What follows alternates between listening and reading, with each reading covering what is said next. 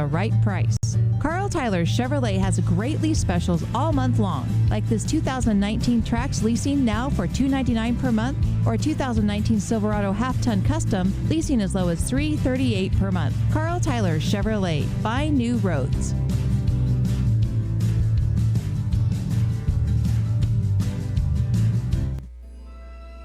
Hi, this is Michael Legg, Artistic Director at Montana Repertory Theater. Next at the Rep is Love That Dog, a play for young audiences. Jack's teacher won't stop giving the class poetry assignments, but Jack hates poetry. Every time he tries to write a poem, his brain feels empty. But an assignment to write about Jack's dog changes everything. Love That Dog is suitable for all ages and runs November 1st and 2nd. Get your tickets at montanarep.com.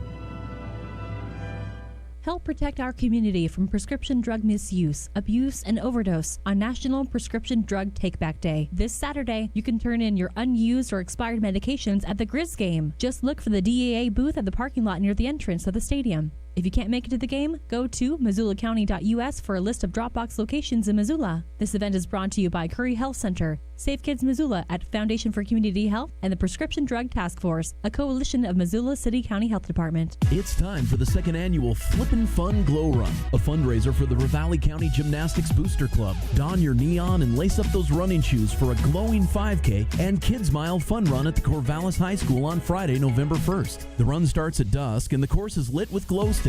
Competitors are given glow sticks to wear. There'll be prizes to win, and all proceeds support gymnasts' competition fees. Sign up at eventbrite.com before or on October 23rd to get an event t-shirt. ESPN Radio for Western Montana, KKVU HD3 Stevensville, and 102.9 FM on K275BS Missoula. ESPN Radio for Western Montana, KKVU HD3 Stevensville, and 102.9 FM on K275BS Missoula. ESPN Radio for Western Montana and across the state on SWX Television. I like football! Now, the 2017 Radio Sports Broadcaster of the Year on the show with back-to-back Montana Broadcaster Association awards for sports coverage and award-winning sports journalism. Here is Ryan Tutel and Colter Nuanez. Hello, Montana.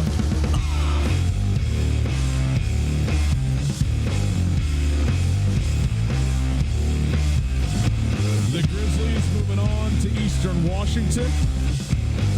The Cats moving on to North Dakota.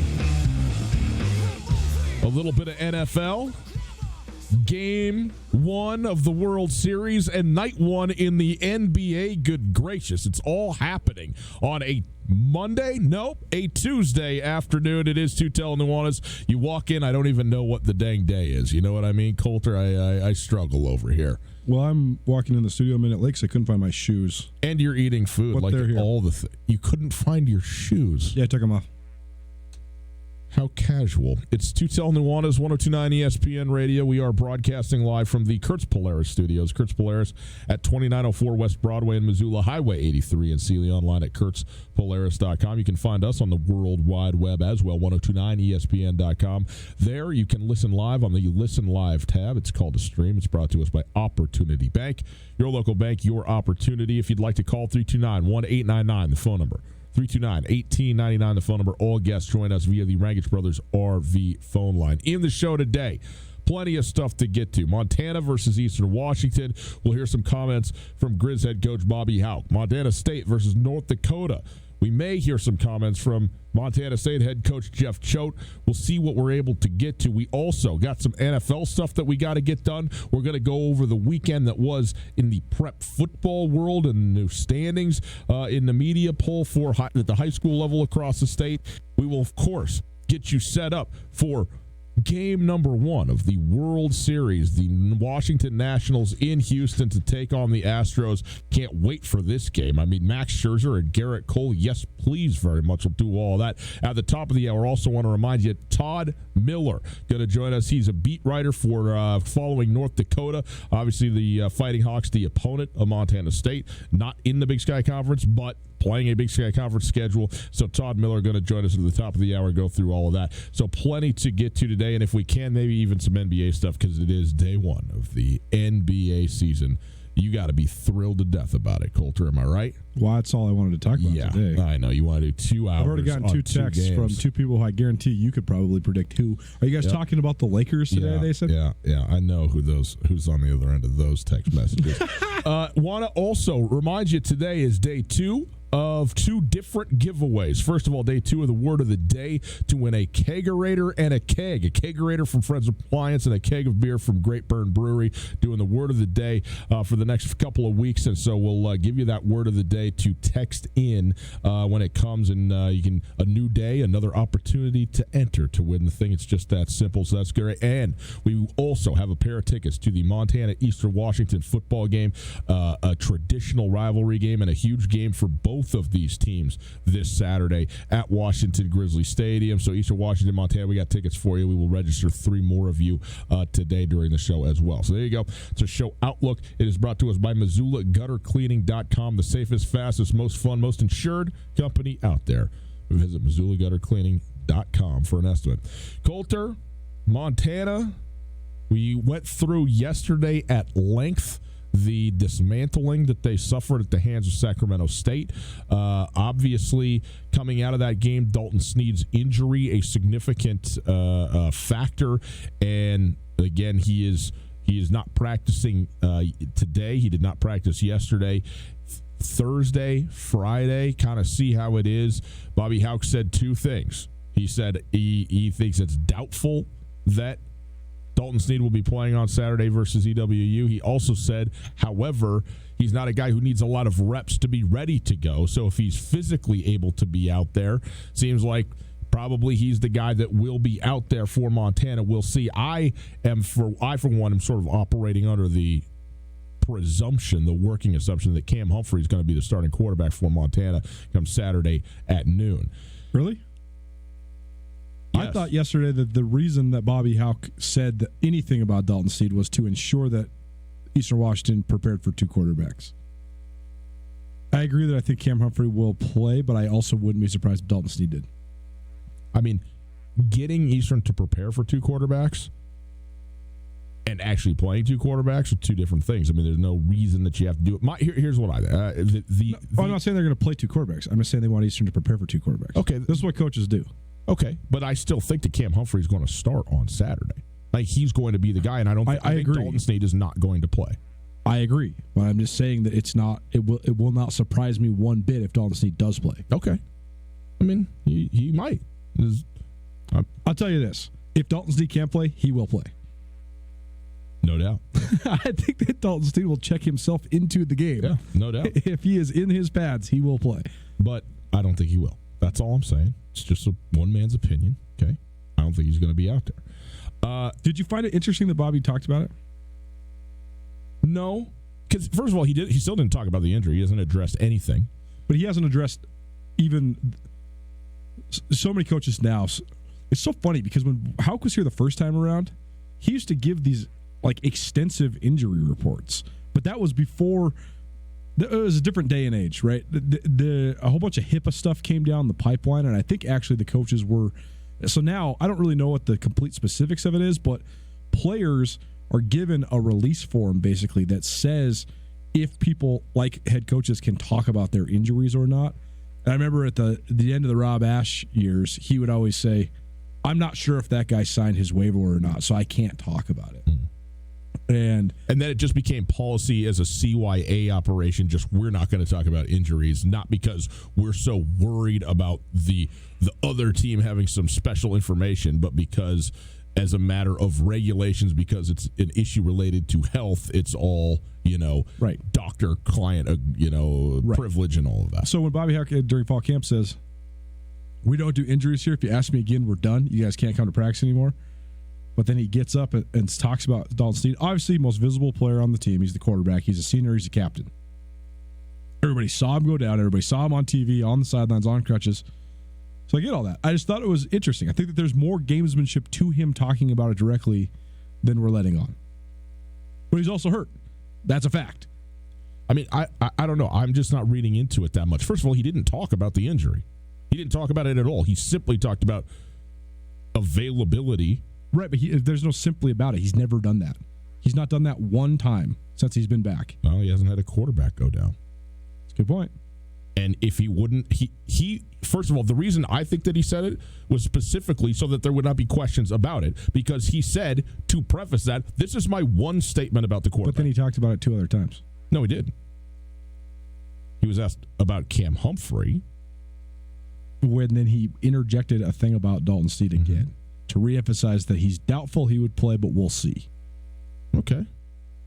I'm just saying there's more gamesmanship. There's always more to it than what meets the eye, I guess. That's right. It's just like Jeff Choate will never talk about injuries until it serves him because it's a key player that's hurt.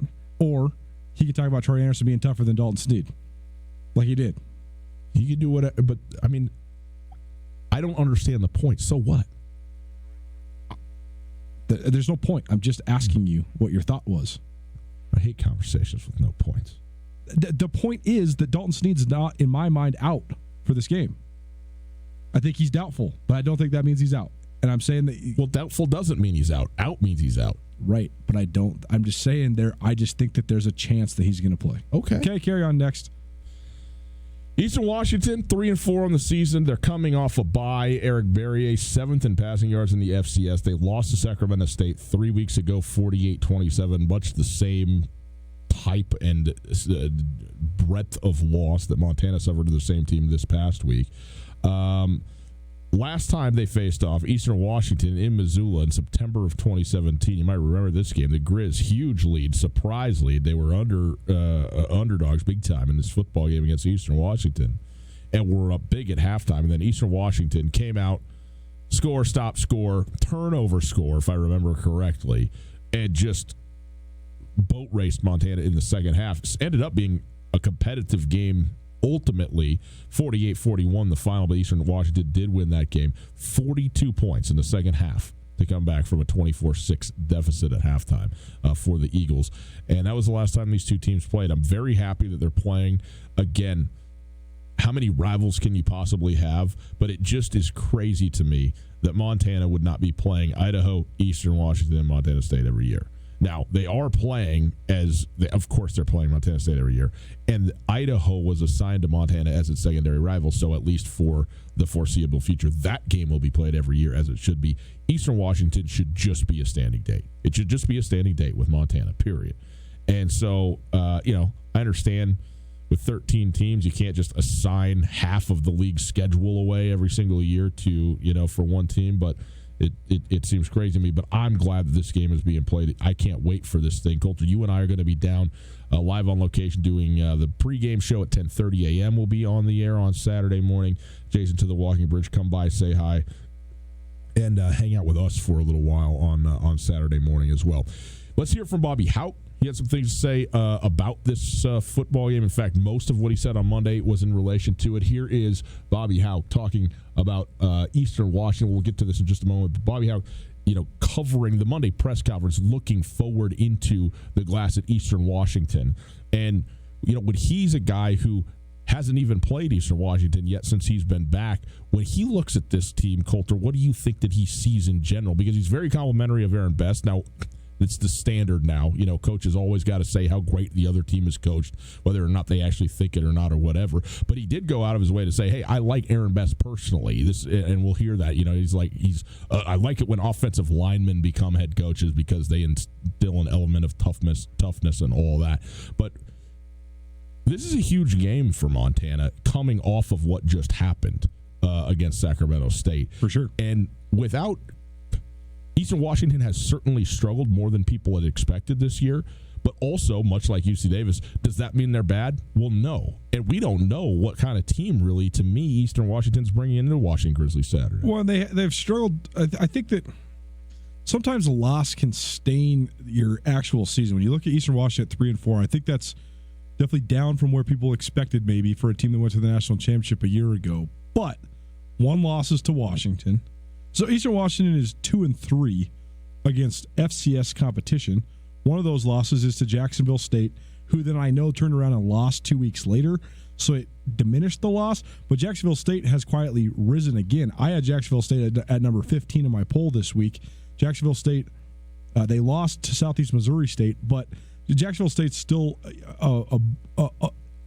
I'd say a top 30 team, a top 25 team. It's not a terrible loss. Right. And that's also a really tough place to play. I mean, Jacksonville State, there's 21,000 fans in that game. There's very few FCS places that draw 20,000 plus. Well, and especially when you're flying across the whole country. Right. I mean, you're in Alabama. And they lost 49-45. I mean, they blew the lead. They had a 28-7 lead, and they blew it. So, I mean, but the loss that stained Eastern's resume is Idaho. I think everybody thought, oh, man, Eastern is so down this year because they lost to Idaho.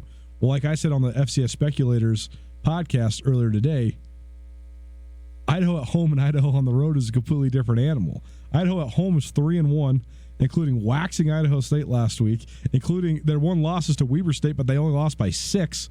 So Idaho is good at home. They're, in fact, I think really good at home. Their defense looked outstanding on Saturday. They had Matt Struck at Idaho State flustered, but here nor there. I guess what I'm saying is you can't let that loss linger too much because everybody's had a hard time in the QB Dome this year. And then I think that everybody thought, man, Eastern's really down. They're 2-4. They got blown out by Sac State. Well, now we're seeing that that's not that bad of a loss either after the run Sac State's been on too. And then Eastern bounces back and beats Northern Colorado. So it's still kind of a wait and see. But like I keep saying, the Big Sky Conference race is wide open. And the fact that so many of these teams still have to play each other, Eastern Washington very well could still win the league title. Yeah. And that starts on Saturday in Missoula, just as Montana could still win the league title too. You asked me what Bobby Hauck sees.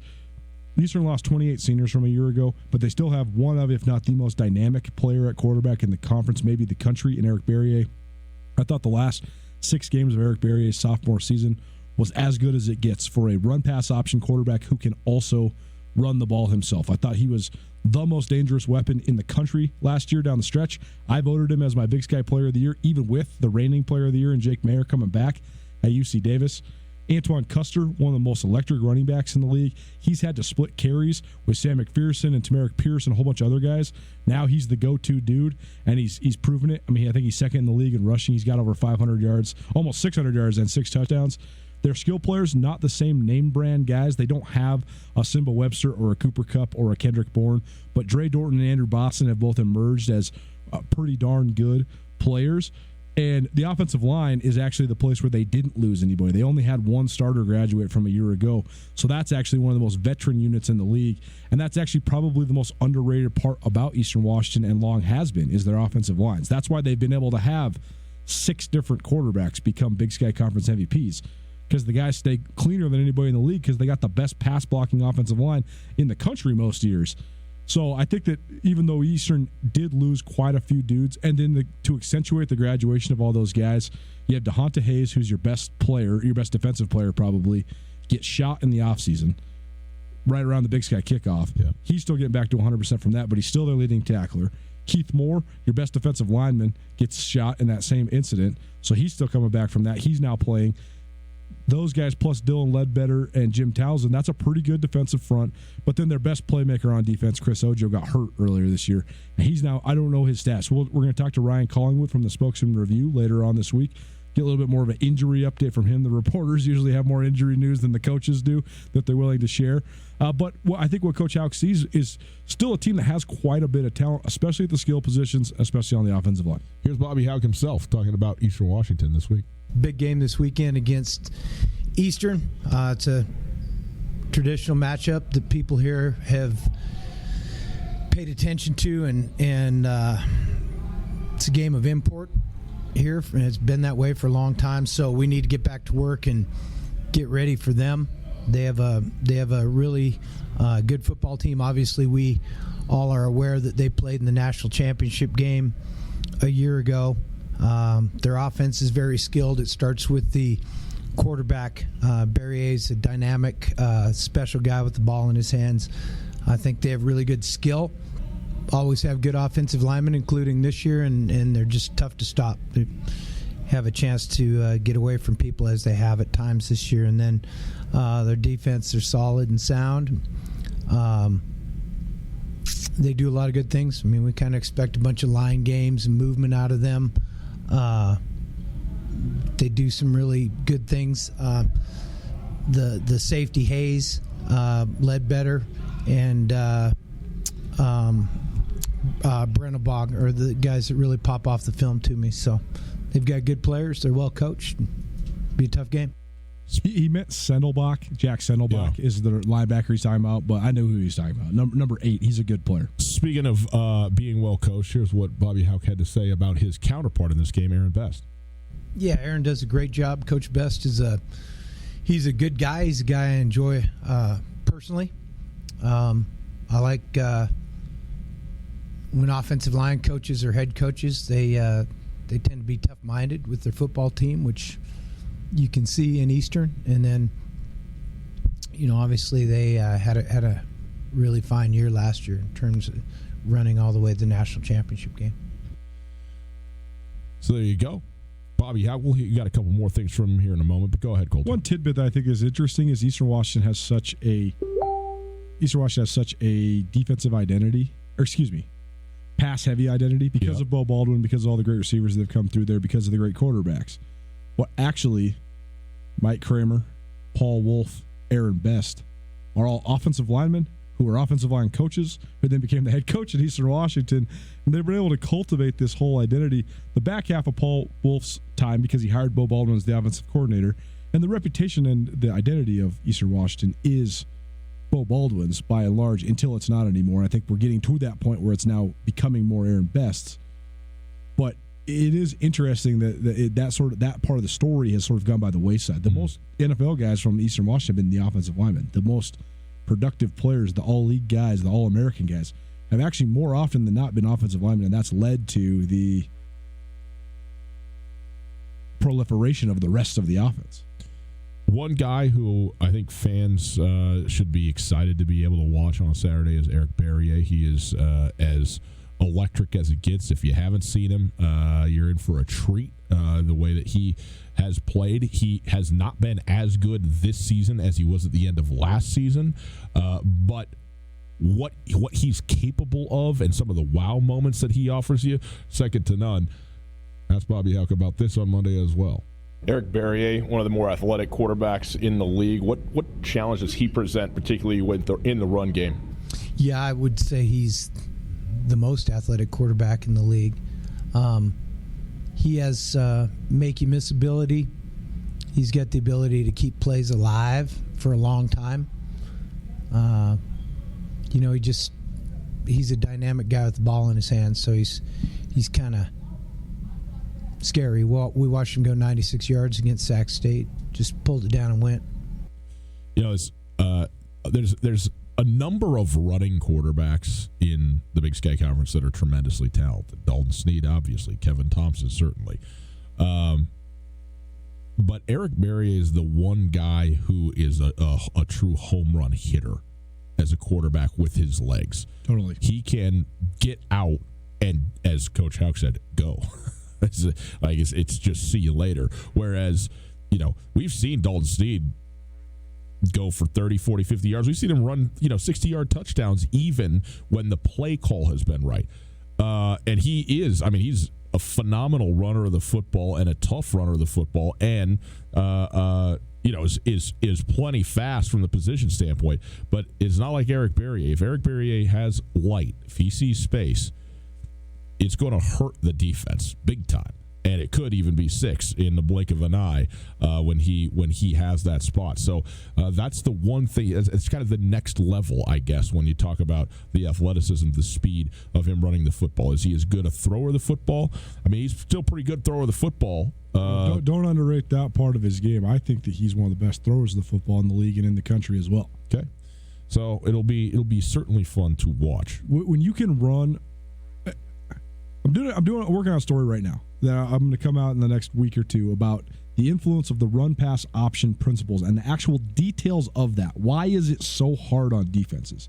People know, okay, now you have this play action where you're reading the outside and you could give to the running back if the read's right and he can get you the 5-6 yards in the inside zone, or you can pull it and throw that quick slant. People get that part. But when you can run a true zone read, so now the quarterback can fake the give and keep, or he can give, and then when he keeps, then he can run and throw it's impossible for the defense to actually get the right read, especially if you're operating at tempo and your line is blasting the opposing defensive line off the ball. You cannot stop it. And it's why when Eastern got in that rhythm last year, I mean, Maine goes to Weber State and makes Weber State look like children.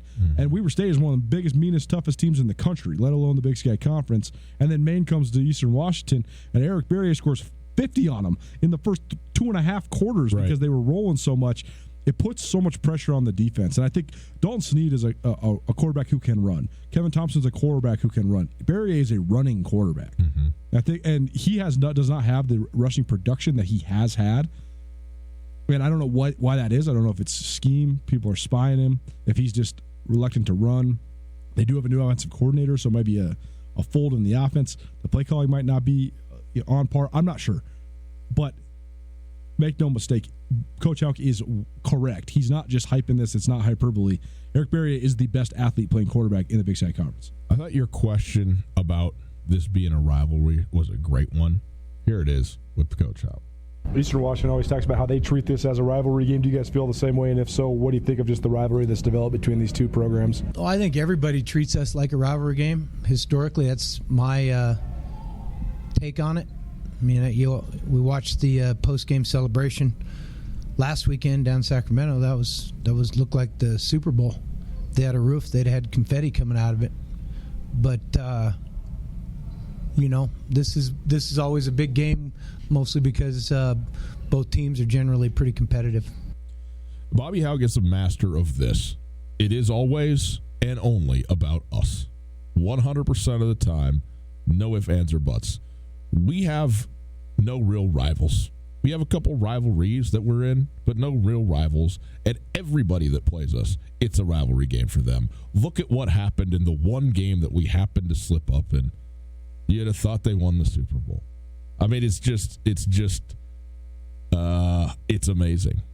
I had someone who I will let them remain nameless say that Bobby Houck is the Darth Vader of the Big Sky Conference. I thought that was a phenomenal description. Yeah. Because he embraces wearing the dark cape, being the evil empire, the lord of the evil empire. It's like Sean Rady said on the show a couple weeks ago after Montana whipped UC Davis. He said the evil empire is back. That's what the players have been saying. They relish it. The thing that's so interesting that I find fascinating is that Bobby Houck, the one team he will engage in this sort of conversation with is not Eastern Washington. It's not Montana State. It's Idaho. I just find that so rich. Well, we can mine that in 2 weeks. I mean, Coach Houck won't even call Montana State. He calls them Bozeman. Yeah.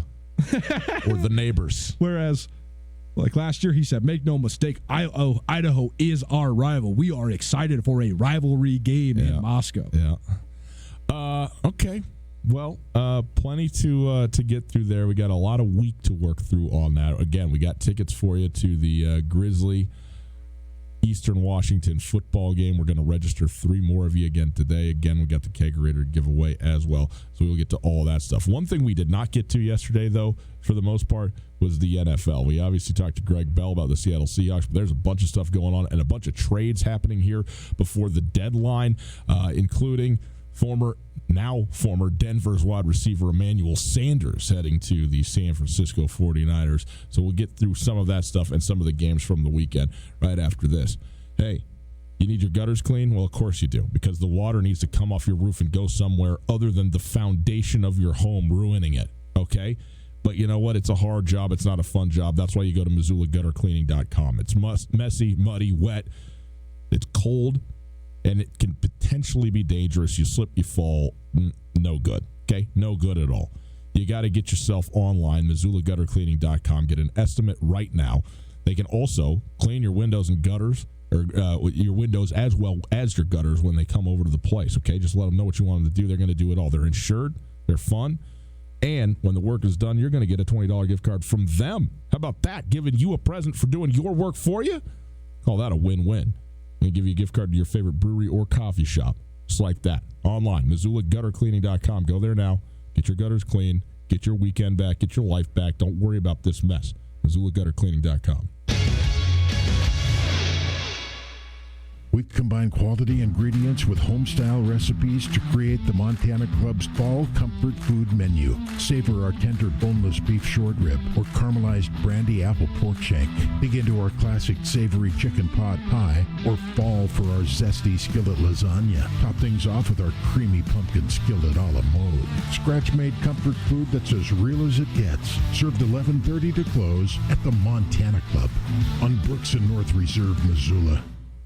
No matter how far you may go, there's always one just down the road. Town Pump, who pump it up, pump it up. Hungry? Visit the Town Pump Deli. Big Dog wraps are only $3.49. While you're there, you can pick up a 24-pack of Pabst or Rainier for only $17.99. Town Pump, they've got just what you need.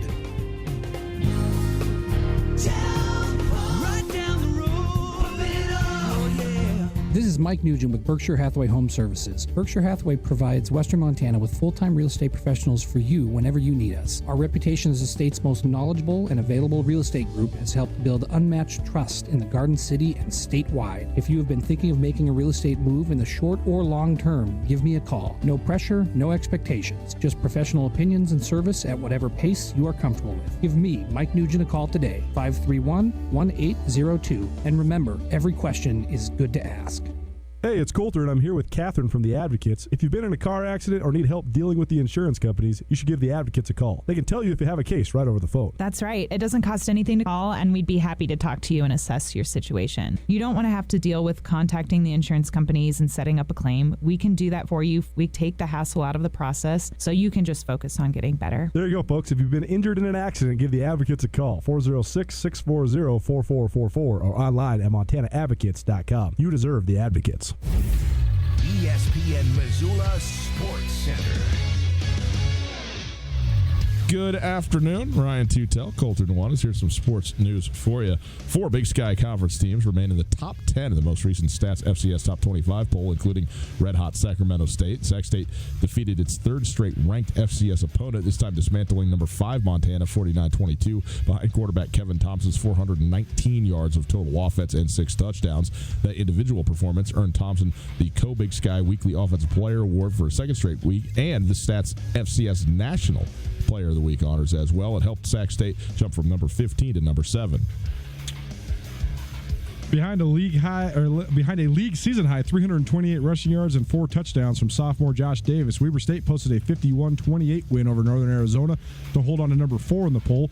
Montana State had a bye last week, but they still moved up 3 spots to number 9 heading into Saturday's trip to North Dakota, and Montana fell 5 spots to number 10 following their first conference loss. UC Davis is number 22 this week after holding on for a 33-25 victory over Southern Utah.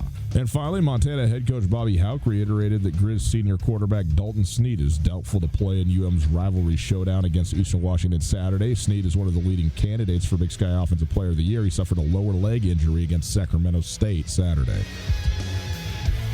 This ESPN Missoula Sports Center is brought to you by Aspen Sound.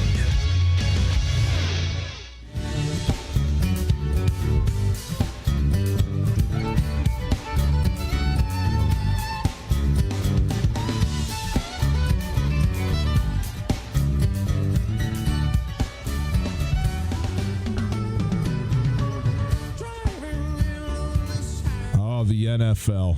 What a great Monday nighter we had, huh? Close. We've been so busy today that I completely blacked out what actually happened last night. I was actually going to lead the show by lambasting myself for being so dumb. I was only, well, I shouldn't say only. I really did believe sort of what I was saying the other day, but I was also just trying to make good radio and get you to argue with me because I was just in that sort of mood. But in reality, like, the Patriots just destroyed the Jets, and I'm completely wrong. You should have taken the bet. You could have got free Noodle Express. Could have. Tutel Nuanez, 102.9 ESPN Radio. You know what? I was so wrong. I'm going to buy you lunch next time we go out. Is that right? Yep.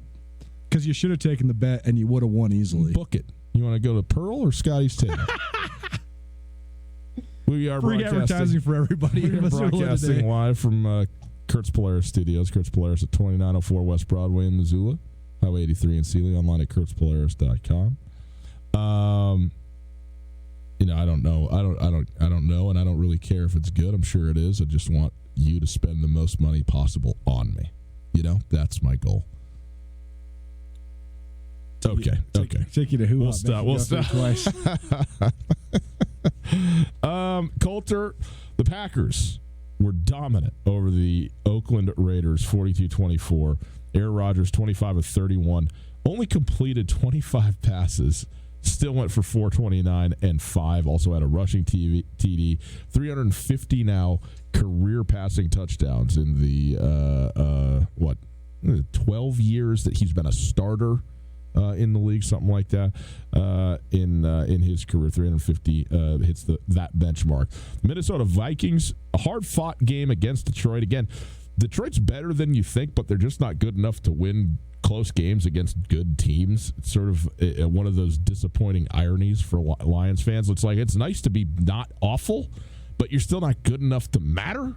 I don't know. So that's kind of where I'm at with the Vikings, with the Lions right now. Sort of with the Vikings too. Yeah, just get over it. I am over it. Hey, Cousins, though. Now, this is his second or third straight game where he's played numerically and even on the field very well. Adam Thielen goes down with an injury in this football game. They're still throwing the ball deep. 24-34, 337, 4 touchdowns. Dalvin Cook, 142 yards rushing, 2 touchdowns for him. So you are a Vikings fan. I am a Packers fan. I will ask you first. Okay. Are you turning the corner on Kirk Cousins? No. I find him lame, annoying, not a gamer. I think that every single time he tries to exude leadership, you can see the players rolling their eyes at him. He's a high school Harry. As terms of purely non-personality related playing, when they blast people off the ball and run the ball with authority, and Kirk Cousins can be a point guard-like distributor rather than some franchise quarterback that has to win you the game, Kirk Cousins is adequate. He throws a very nice deep ball. He's an NFL quarterback. I hope so. It's not always a guarantee. If you're getting paid the most guaranteed money in the history of the league, I hope you could throw a nice deep ball. Yeah, well, he does throw a nice deep ball. Do you think the Vikings have a chance to win the NFC North? Yes, I do. What percentage would you put on it? I would say they have a 33% chance to win it. I still think that the NFC North is A, the best division in the NFC, and B, the most competitive division in the NFC, and C, the most wide open in the fact that I still think that the Bears, Packers, and Vikings could all win the division. It's not the most wide open in the following respect. Green Bay is 3-0 in the division. The Vikings are now, but it's still wide open. 2 or 2-2. It's still wide open though, because weren't both their wins over Chicago and Minnesota in Green Bay? No, the win over Chicago was in Chicago. That's right. But their win over Minnesota was in Lambeau. It was in Lambeau. That's a fact. And really, here's the thing: the division matchups matter, but they really only matter if you end up tied. Exactly. You still have to play 10 other games. At the end of the day, you just it's whoever has the best record, period, is the winner. And as far as that goes, Minnesota's 5-2 right now, and Green Bay's 6-1. So this is certainly an open division as far as that goes. Yes. Would the Vikings be the favorites in the NFC East? In the NFC East? The NFC East. Oh, gracious, yes. And would the Packers? Yes. And would the Bears? The Bears. You told me before the season started. You told all the listeners you could go listen on the podcast. The Bears are taking a step back. They are not going to be nearly as good as they were last year. And you know what? That has proven to be right. I think the Bears would be, a team in the NFC East, but there's only 2. And really, the way that game went on Sunday night, there's only one. The Cowboys hammered Philadelphia. Hammered them. Well, Philadelphia lost it somewhere.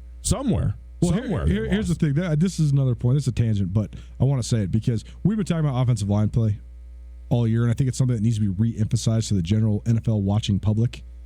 But the other thing about offensive line play in the NFL, is so often your left tackle is going to be your highest paid player, right? Mm-hmm. In the NFL, on your offensive line. Therefore, almost every team to make the salary cap work has then their lowest paid offensive lineman as the backup. Yeah. And when you go on the road, you are likely traveling 2 reserve offensive linemen Yeah, 7 and usually at the most 8 offensive linemen. Almost always 7. Yeah. So when your left tackle, like the Eagles, Jason Peters, who's a borderline, if not surefire, Hall of Famer, goes down, the drop from him to the backup is just crazy, and you see it on full display. And that's the thing. You could talk all you want, but like when you got a dude who doesn't have experience going against DeMarcus Lawrence, it's just curtains. You're getting wasted. Doesn't matter if he gives up no sacks. He's going to give up so many quarterback hits, and the offense is not going to be able to operate. And holdings and everything else. Right. Yeah. So I mean, I would say that the Cowboys. I think the Cowboys and Bears. I have pretty equitably ranked. So would any of the 3 favorites in the NFC East, or excuse me, in the NFC North, be the favorites in the NFC South? No, the Saints would, right? Yeah.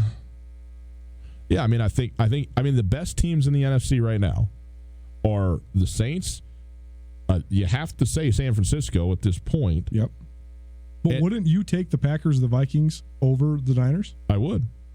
So, yes, you can agree then that the Packers and the Vikings are 2 of the 4 best teams in the NFC. Yeah, I think 2 of the 5 at least. Here, I think there's still we're at a point now where we can start making the assessments that we're making and having the conversation that we're having without being certain about it. Yep. And I mean, I guess that's the nature of sports to an extent, so maybe it's tautological, but the point is that you sit here and you go, okay, 6-7 weeks into the season, you can start to draw conclusions about what teams are. The Packers are good. The Vikings are good. They also have a long ways to go to prove anything, and I'm not just talking about winning the division or whatever, but by week 11, when these teams are either 10-2 or 9-2, 10-1, or 7-4, it's going to change drastically kind of where we're at, and also the second time through the lineup, right? I mean, once you start playing everybody again and you get the home and home, what is Green Bay going to look like in Minnesota? That's going to be a great game. And that is the game for the division, isn't it? I mean, maybe not for the division. Let's put it like this. If Green Bay wins that game, they will win the NFC North. If Minnesota wins that game, they would be leading the clubhouse, although not certain to win the NFC North. Because Green Bay is ahead, both in terms of the head-to-head that they have and in their record overall. So beating Green Bay in that scenario doesn't ensure them that they're going to win the whole thing. But Green Bay would pretty well lock it up because you're 2-0 against the clearly next best team. I mean, I think clearly Minnesota's better than Chicago. And I think that Green Bay and Minnesota, I got Green Bay being better, but not overwhelmingly so by any stretch. I mean, the Vikings are better except for one spot. First of all, now you just told me, now nobody's not going to say that Dalvin Jones isn't better than Aaron Jones, but Dalvin Cook. Excuse me. But Aaron Jones is great. Is far better in relation to Dalvin Cook than people assume that he is. And by the way, the Green Bay offensive line is also better than the Minnesota offensive line. It is. And yes, the difference between Aaron Rodgers and Kirk Cousins makes up for a myriad of ills. The Vikings are better across the board otherwise. Well, how much more is there? There's a whole other side of the ball. Yeah, so the Packers are better offensively. Are they? Yes. Rodgers is better offensively. Right. He's the quarterback. That is the offense. The Vikings have... And LaFleur is far better than Zimmer and anybody else that got calling plays over there. Oh, my gosh. Offensively? Offensively, certainly, but we'll see. That's what I'm talking about. That's what we were talking about. I don't know, though. This pretty boy offensive coordinator, the Vikings guy, I don't even know his name. It's his first year calling plays. He's pretty slick looking. Their offense looks pretty darn good. Nobody's right better looking than Matt LaFleur. He's short. Look at how great looking this guy is. He's like Tutellian. Here's going to be the kicker in the NFC North. Yeah. Well, and like you said, the division games don't really they matter, but they're not that impactful. They're not that impactful when it comes to the final standings. Yeah. Because you have to play 10 other games. But one of the questions David wrote down here is, do I still think the Lions are good? I absolutely do. Kerryon Johnson, IR. Yeah. I think that's not that impactful, though. The Lions are good. The Lions. They're good defensively. They're good defensively, and they're good offensively. They are. They're good offensively, man. Matt Stafford's better than people think. I'd rather have Matt Stafford than a lot of dudes. I'd rather have Matt Stafford than Kirk Cousins. The Lions also have just dealt safety Quandre Diggs to the Seattle Seahawks. For what that's worth. He was a Pro Bowl alternate last year as a safety, Quandre Diggs for the Detroit Lions. Say it again. Quandre Diggs. To who? To the Seattle Seahawks. And Emmanuel Sanders. Well, that's funny because what Greg Bell said on Tuesday, I said, what's a weakness? Safety. He said safety. They got to have it. They dealt a 7th and a 5th round pick, it sounds like, for Quandre Diggs. The other, we mentioned Emmanuel Sanders goes from the Broncos to the San Francisco 49ers. This feels like baseball, man, where we're at this like little over third of the way through the season, and teams have to decide whether they're buyers or sellers. Well, because isn't the trade deadline now? It's like, I think it's 2 days. I think it's the 24th. I got to look to be sure. 29th. Okay, so a week away. It's coming up, though. By the way, just for you playing at home, that usually is the day for your fantasy trade deadlines as well. So if you're going to make fantasy trades, get them in. All right, Coulter. Very good. The NFL, off and rolling. Love the NFL. Take a quick break. On the other side, high school football. What happened over the course of the weekend? Who won? And what do the new polls look like? We'll give that all to you right after this. Alpine Touch has been part of the fabric of Montana for more than 60 years. Decades ago, Russell Street started selling his touch of magic in whitefish. Years later, Alpine Touch's all-purpose seasoning remains a favorite. It's tailgating season, and there's no better way to spice up your grill before a Grizz game than with Alpine Touch. Go to alpinetouch.com now and use the checkout code ESPN10 for a 10% discount on your order. Alpine Touch is here to keep your mouth watering all football season. Alpine Touch, Montana's special spice. The big skies are open. Go wild with Opportunity Reward Checking. Go ahead, jump, dance, shout. Opportunity Reward Checking will make you do that. Go wild when you get your 1% cash back on qualified debit card purchases. It all starts with an Opportunity Reward Checking account from Opportunity Bank. Visit a branch today to get started. Then go wild and spend your 1% cash back however you want. Go wild with Reward Checking from Opportunity Bank. Some restrictions may apply. Member FDIC. The fish are done biting, the boat's all packed away, and it's time to get back to what really matters, watching sports and drinking beer. Whether your letters are NHL, NBA, NCAA, MLB, catch your game at the Desperado Sports Tavern, Missoula's sports headquarters. With 32 HD TVs, there's no way you'll miss a minute of every touchdown, three-pointer, or seventh inning stretch this fall. Wash away last week's loss with a cold pint from local Montana brewery, or crack open a classic if that's more your thing. Cheer on your team at the Desperado Sports Tavern on South Russell, across from the Y. Have you been in an accident and have no idea what to do? I'm here with Catherine from the Advocates Injury Attorneys. Unfortunately, people are injured in accidents every day, and dealing with the insurance company can add even more pain to an already bad situation. That is where hiring the advocates can help. Let us guide you through the process and take on the hassles for you so you can just focus on getting better. If you've been injured in an accident, give the Advocates a call, 406-640-4444, or online at montanaadvocates.com. The Advocates are on your side.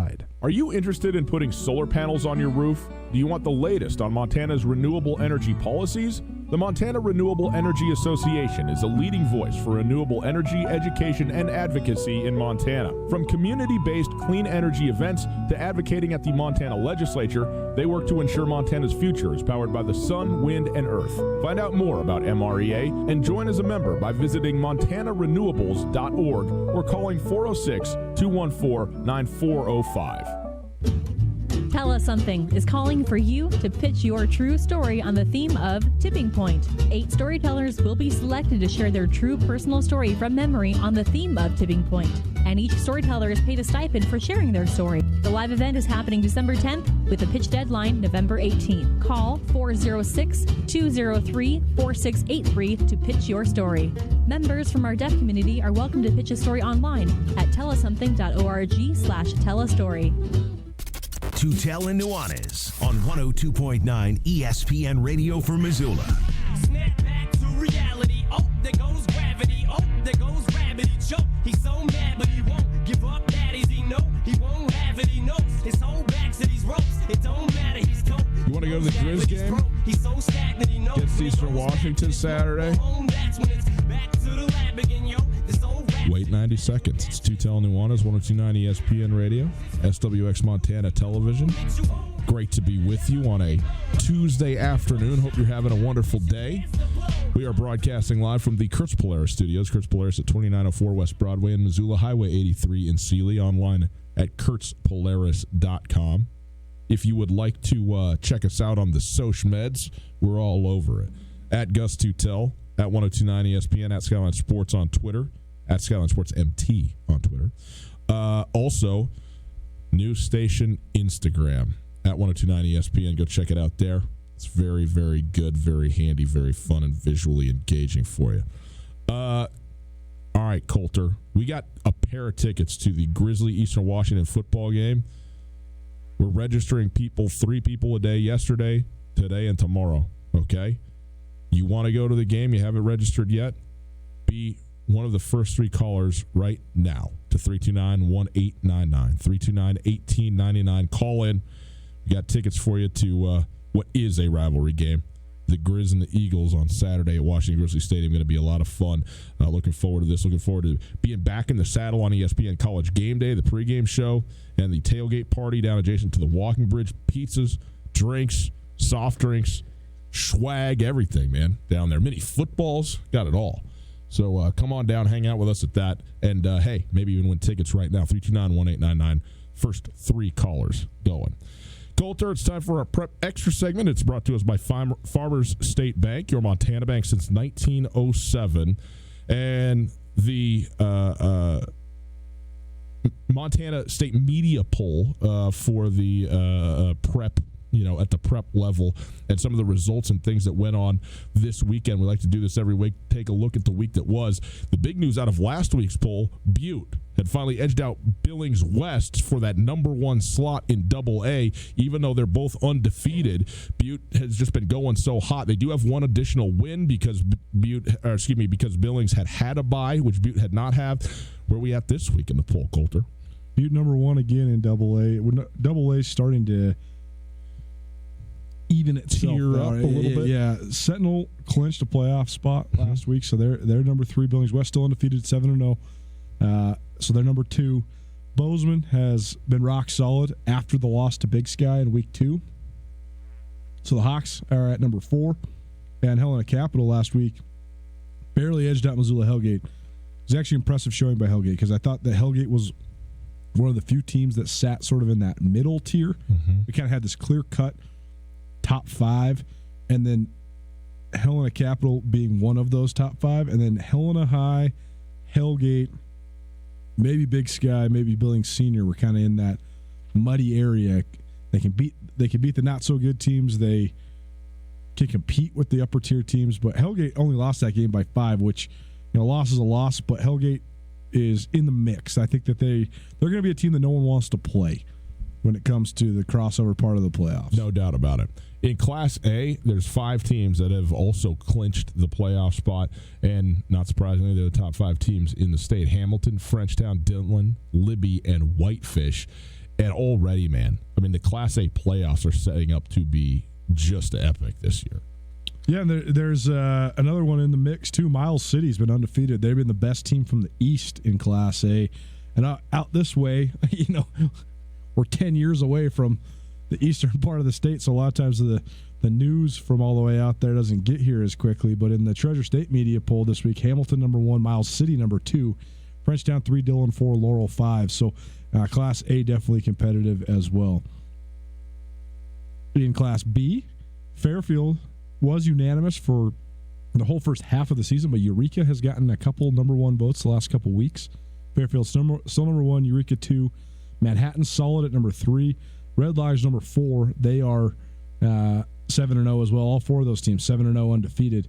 But a new arriver into the poll, the Florence Falcons take down Loyola for the first time in a generation. I think 17 years was the last time that Florence beat Loyola.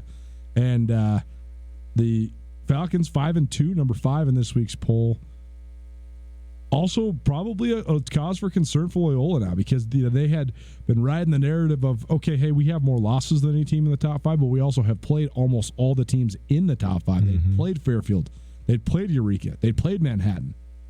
Well, now they played Florence. So they still have their 4 losses are to 4 of the top 5 teams, but that's still 4 losses, and that's uncharted territory this decade for Todd Hughes. And his I mean, squad. if you've lost all 4 of the games to the top 5 team, you yourself are not a top 5 team. That's just the reality. Right, and that's the first time Loyola dropped out of the poll this week. Yeah. All right, Colter, thank you. This is our Prep Extra segment. It's brought to us by the Farmers State Bank. Farmers State Bank, your Montana bank since 1907. Now, Colter, I didn't know where or when we'd get this in. I know that we might circle back to this a little bit. But it's World Series Game 1 tonight, so we're going to spend some time on that in the second hour. We're also going to go to the phone lines at the top of the hour and welcome in Todd Miller, who covers North Dakota, the Fighting Hawks for the North Dakota Montana State game. Get his take on this, sort of beat writer for the Fighting Hawks. But it is day 1 of the doggone NBA season, my friend. 2 games tonight. It was supposed to be the greatest game ever between the New Orleans Pelicans and Toronto Raptors, and now out 6 to 8 weeks is Zion Williamson with a torn meniscus, had surgery on it already. Very disappointing for any and every NBA fan, I would think, out there. It takes a lot of shine off the first game of the year. And then follow that up, though, Lakers-Clippers. I mean, how great is that game going to be, right? With AD and LeBron James and Paul George and some other guy named Kawhi. This is going to be phenomenal. I can't wait for that basketball game tonight. Going to be great. I hope you DVR it.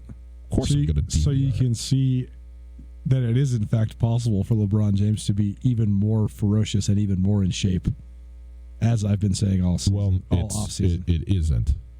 It is. Just wait. He's going to be more physically impressive than we've seen in a long time. So let me see if I'm understanding you correctly. Coming off his first not made postseason in the last 10, where he hasn't even gone to the finals or whatever it is, and 8 times in a row, and he's had an entire offseason to rest, to get his body exactly right, to work himself into a lather, that the first game back he's going to look good. Tremendous prediction by you. Now, mark my words, LeBron James is going to have one of the great 20-game runs in his career to start this season, just to remind everybody. Okay. By Christmas, people are going to be talking about, here's the new thing we do in the NBA, which is actually I don't like, but we give guys, we anoint NBA MVP frontrunners by Christmas, and we give them the award by February 1.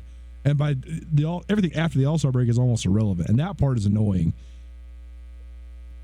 But LeBron's going to be that guy. Okay. He won't be in physically better shape than he was before. And the reason is simple.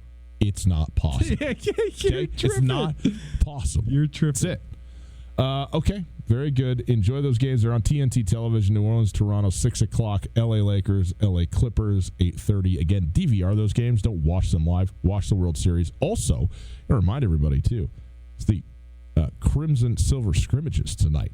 The Montana Maroon Silver? What's that? Crimson? Yeah. I mean, chartreuse. I guess that's a yellow-green. Their colors are maroon and silver. Anyway, there's basketball games, scrimmages being played at the Adams Center tonight. The men's and women's basketball teams going to go out there and play for everybody, get a chance to see this year's iterations of the team for the first time live and in person. And it's free. Yeah. So go down and it'd be the only chance to see certain players in live action. I mean, a player like Michael Stedman, who's a transfer from San Jose State that has to sit out this year. It's the first time people get to see him. The only time people get to see him this year. So it'll be intriguing. I'm excited to also check out some of the incoming freshmen on both the women's and men's teams. Very excited about Jamie Pickens. We haven't had a 4-star top 100 player come out of Montana in quite some time, and that's what she was touted as, and it's a huge get for the Lady Grizz to get the Helena High product. I'm also very excited, though, to see the freshman that Travis DeCuire brought in, because everything that we've watched on Twitter and watched on the highlight film, and then we've been peeking in before Bobby Hauck's press conferences and watching him practice for 5-10 minutes at a time the last couple of weeks at the Adams Center as well. The freshmen are really, really talented. Can they figure out the system? Because as we know, Travis DeCuire loves him some structure. So we'll see yes, he does. What sort of returns we get from the freshmen like DJ Carter Hollinger and Kyle Owens, Josh Vasquez tonight for the men. Very good. Hour number 1 in the books. Hour 2 straight ahead. Todd Miller covers North Dakota. Been a beat writer for the Fighting Hawks for, 15 years or so. Mm-hmm. He's going to join us, talk about North Dakota's game against Montana State coming up this Saturday. We'll do that right after this. Hey, look up. It's a bird. It's a plane. It's satellite internet. That's right, high-speed internet delivered from a satellite right to where you live. When you're beyond the reach of cable and fiber internet, look up. Eagle Satellite is our community's authorized HughesNet retailer. With HughesNet, you'll have fast speeds and unlimited data with no hard data limits and the built-in Wi-Fi you need. Eagle Satellite has proudly helped our community get online for 39 years, and this year they want to help you get connected too. For a limited time, you can get free standard installation when you order HughesNet. Call Eagle Satellite 406-728-9999 and see for yourself why HughesNet is America's #1 choice for satellite internet. That's Eagle Satellite, 406-728-9999. Eagle Satellite and HughesNet, proudly connecting our community. In Western Montana, we know shopping local matters, and you may think you'd pay more for the quality and customer service that comes with it, but not at Selway Armory. Selway Armory is locally owned with knowledgeable specialists that can answer your questions. In addition to the expertise, though, Selway Armory also has a bigger selection and lower prices than the box stores. When you're in the market for firearms and accessories, save money with the experts at Selway Armory. Selway Armory, 2825 Stockyard Road, Unit E6, and online at selwayarmory.com. Hi there, it's Les Schwab Tires. You know, we've been helping keep folks safe on the road around here since 1952. That's why you can save up to $152 on a set of 4 select light truck and SUV tires during our fall tire sale. So swing by or book an appointment at leschwab.com. Les Schwab Tires, doing the right thing since 1952. Limited time offer while supplies last. Discount depends on tire size and type. Cannot be combined with other offers. Details at leschwab.com. On Russell, across from the fairgrounds. The Polaris factory authorized clearance is here. The world's best-selling off-road lineup is priced to move with financing as low as 3.99% and rebates up to $3,500. Live life wide open in a high-performance RZR. Tackle anything from mountains to mud holes on a legendary Sportsman ATV. Get more done with a hard-working Ranger or take on any task or trail in a versatile Polaris General. The best deals of the year are happening now. See Polaris.com or your Polaris dealer for rebates up to $3,500 and financing as low as 3.99% APR for 36 months during the Polaris factory authorized clearance. Kurtz Polaris at 2904 West Broadway in Missoula and Highway 83 in Sealy. Kurtz Polaris is now showcasing all of the new 2020 Polaris off-road vehicles. To be the first to get a great deal on brand new state-of-the-art Polaris vehicles at Kurtz Polaris. Online at kurtzpolaris.com. Rebates valid in U.S. through 10/31/19 on new 2015 through 2019 vehicles. Financing offer valid on 2015s through 2020s, subject to credit approval. Offers vary by model. See dealer for details. Always wear a helmet. Never drink and ride. Hi, this is Michael Legg, Artistic Director at Montana Repertory Theater. Next at the Rep is Love That Dog, a play for young audiences. Jack's teacher won't stop giving the class poetry assignments, but Jack hates poetry. Every time he tries to write a poem, his brain feels empty. But an assignment to write about Jack's dog changes everything. Love That Dog is suitable for all ages and runs November 1st and 2nd. Get your tickets at montanarep.com.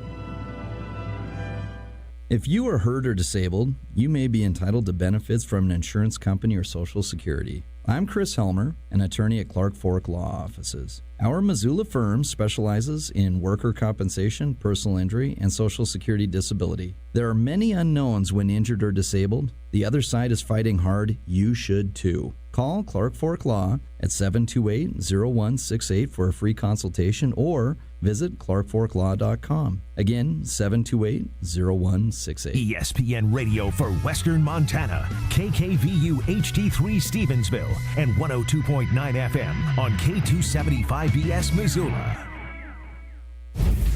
ESPN Missoula Sports Center. Good afternoon, Ryan Tutel, Colton Nuanez. Here's some sports news for you. 4 Big Sky Conference teams remain in the top 10 of the most recent Stats FCS Top 25 poll, including red-hot Sacramento State, who defeated its third-straight ranked FCS opponent, this time dismantling number 5 Montana 49-22 behind quarterback Kevin Thompson's 419 yards of total offense and 6 total touchdowns. That individual performance earned Thompson the Big Sky Weekly Offensive Award for the second straight week and earned him the FCS Stats National Player of the Week honors. It also helped Sac State jump from 15 to 7 in this week's national poll. Behind a league season high of 328 yards rushing and 4 touchdowns from sophomore Josh Davis, the co-Big Sky Offensive Player of the Week, Weber State posted a 51-28 win over Northern Arizona to hold at number 4 in the polls. Montana State was off last week, but still moved up 3 spots to number 9, headed into Saturday's game at North Dakota. Montana fell 5 spots to number 10 following their first conference loss, and UC Davis, number 22 this week, after holding on for a 33-25 victory over Southern Utah. And finally, Montana head coach Bobby Hauck reiterated that Grizz senior quarterback Dalton Snead is doubtful to play in UM's rivalry showdown against Eastern Washington Saturday. Snead is one of the leading candidates for Big Sky Offensive Player of the Year. He suffered a lower right leg injury against Sac State. This ESPN Sports Center is presented by Clark Fork Law.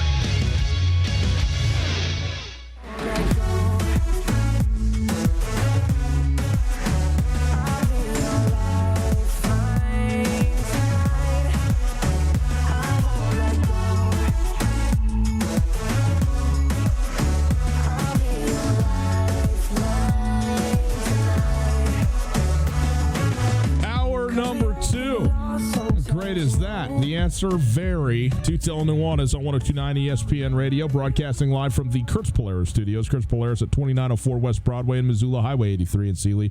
Online at kurtzpolaris.com. If you want to call, 329-1899 is the number. All guests join us via the Rangich Brothers RV phone line. We are happy to go now to that phone line and welcome in a beat writer for North Dakota from the Grand Forks Herald, Todd Miller. Todd, how are you? I'm good. Good to hear from you guys again. Yeah, happy to have you on, Todd. We appreciate it very much. And you have been covering this North Dakota football team, North Dakota athletics, for quite a long time. Bubba Schweigert in his 6th year there for UND. What's it like? What has he brought to this program there at North Dakota, particularly over this last couple of years, a transition from one conference to another? Yeah, I think when Bubba Schweigert took over for Chris Mussman, he brought kind of a stability in terms of he kind of had in his mind what kind of kid he wanted to bring, how he wanted to engage with the community.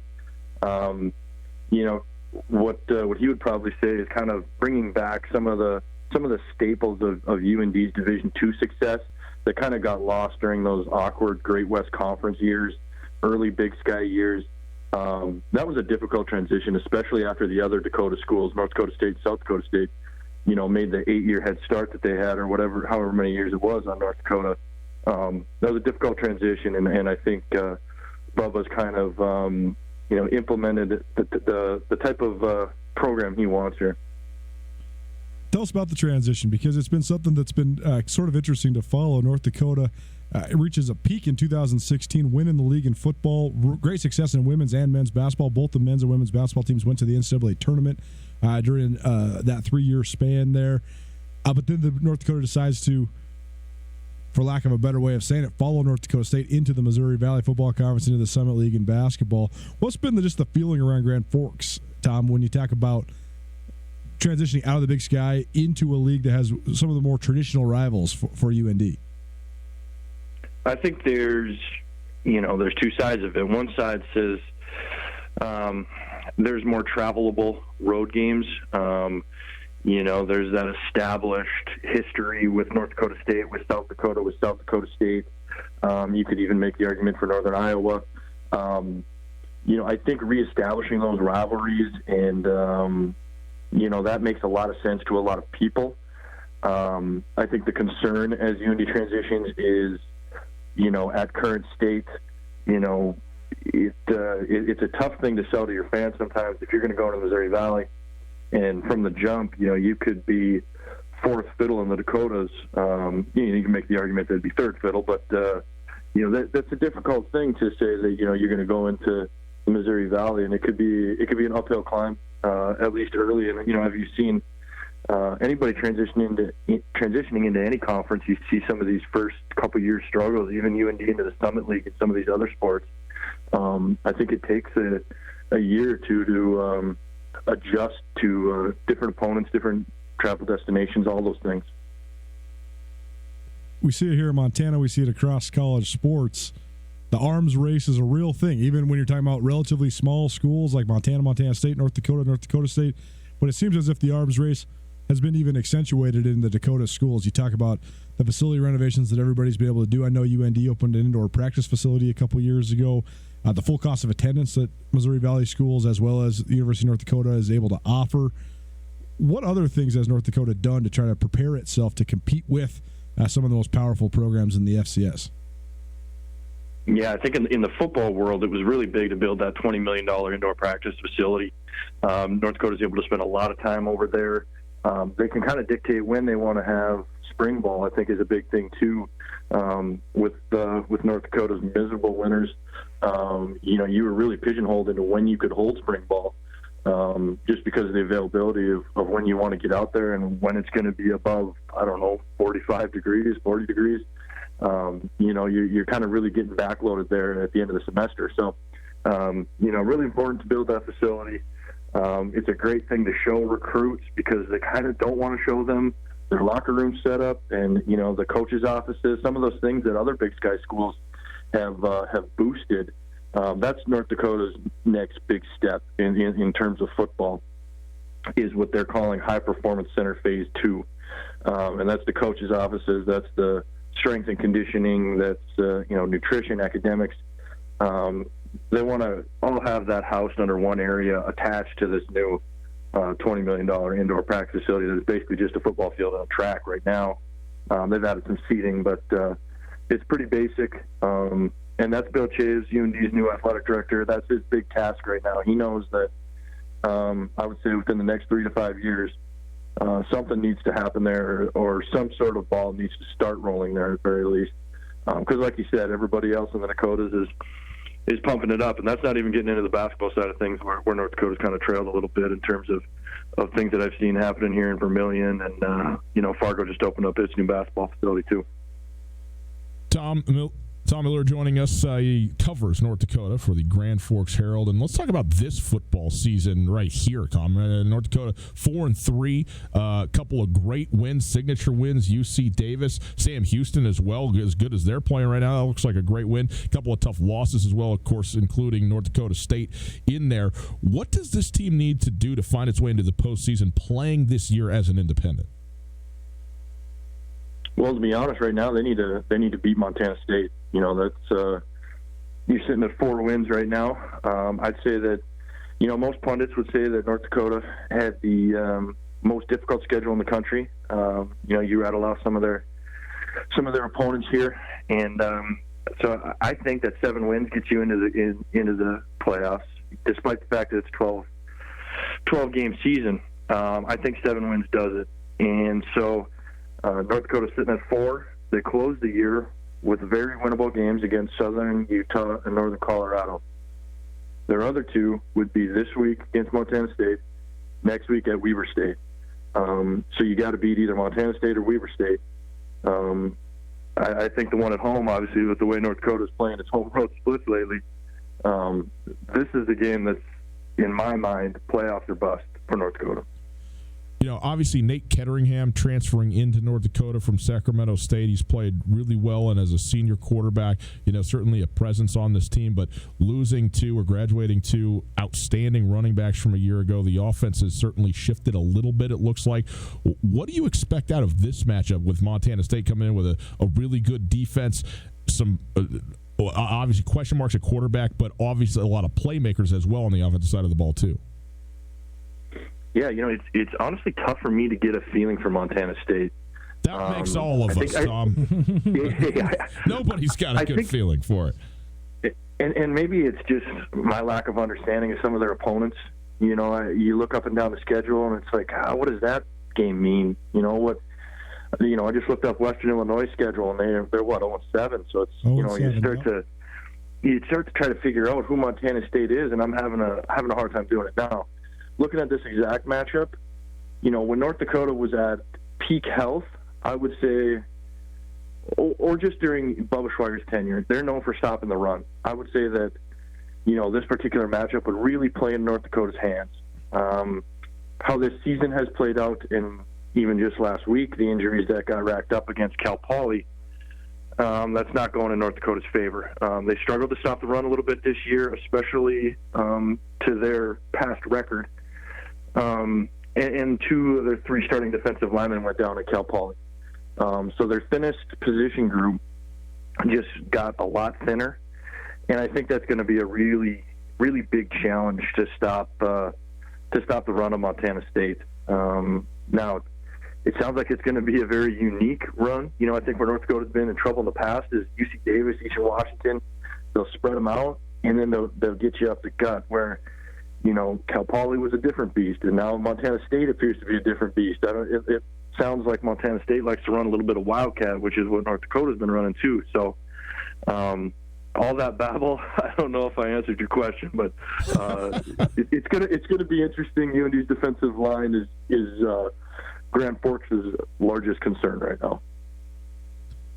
North Dakota has gone through this transition where when Coach Schweiger first took over, he did a great job of getting a really good recruiting class right away. And John Santiago and Brady Oliveira and Keaton Studser, those guys all played forever. They were 4-year starters. And on the other side, guys like Deion Harris and Cole Reyes. Who are some players to watch now? Looking at the statistics, seems like Donnell Rogers really has emerged as a leader on the defensive end. You mentioned some of the injuries they have on the defensive line. I know that Mason Bennett, Jackson Turner have been productive when they've been healthy. Offensively, Ketteringham was obviously the headliner, but it seems like they run a little bit more spread stuff, throwing the ball a little bit more. How has UND changed both schematically and just roster-wise now that they sort of have a new group of guys leading the way?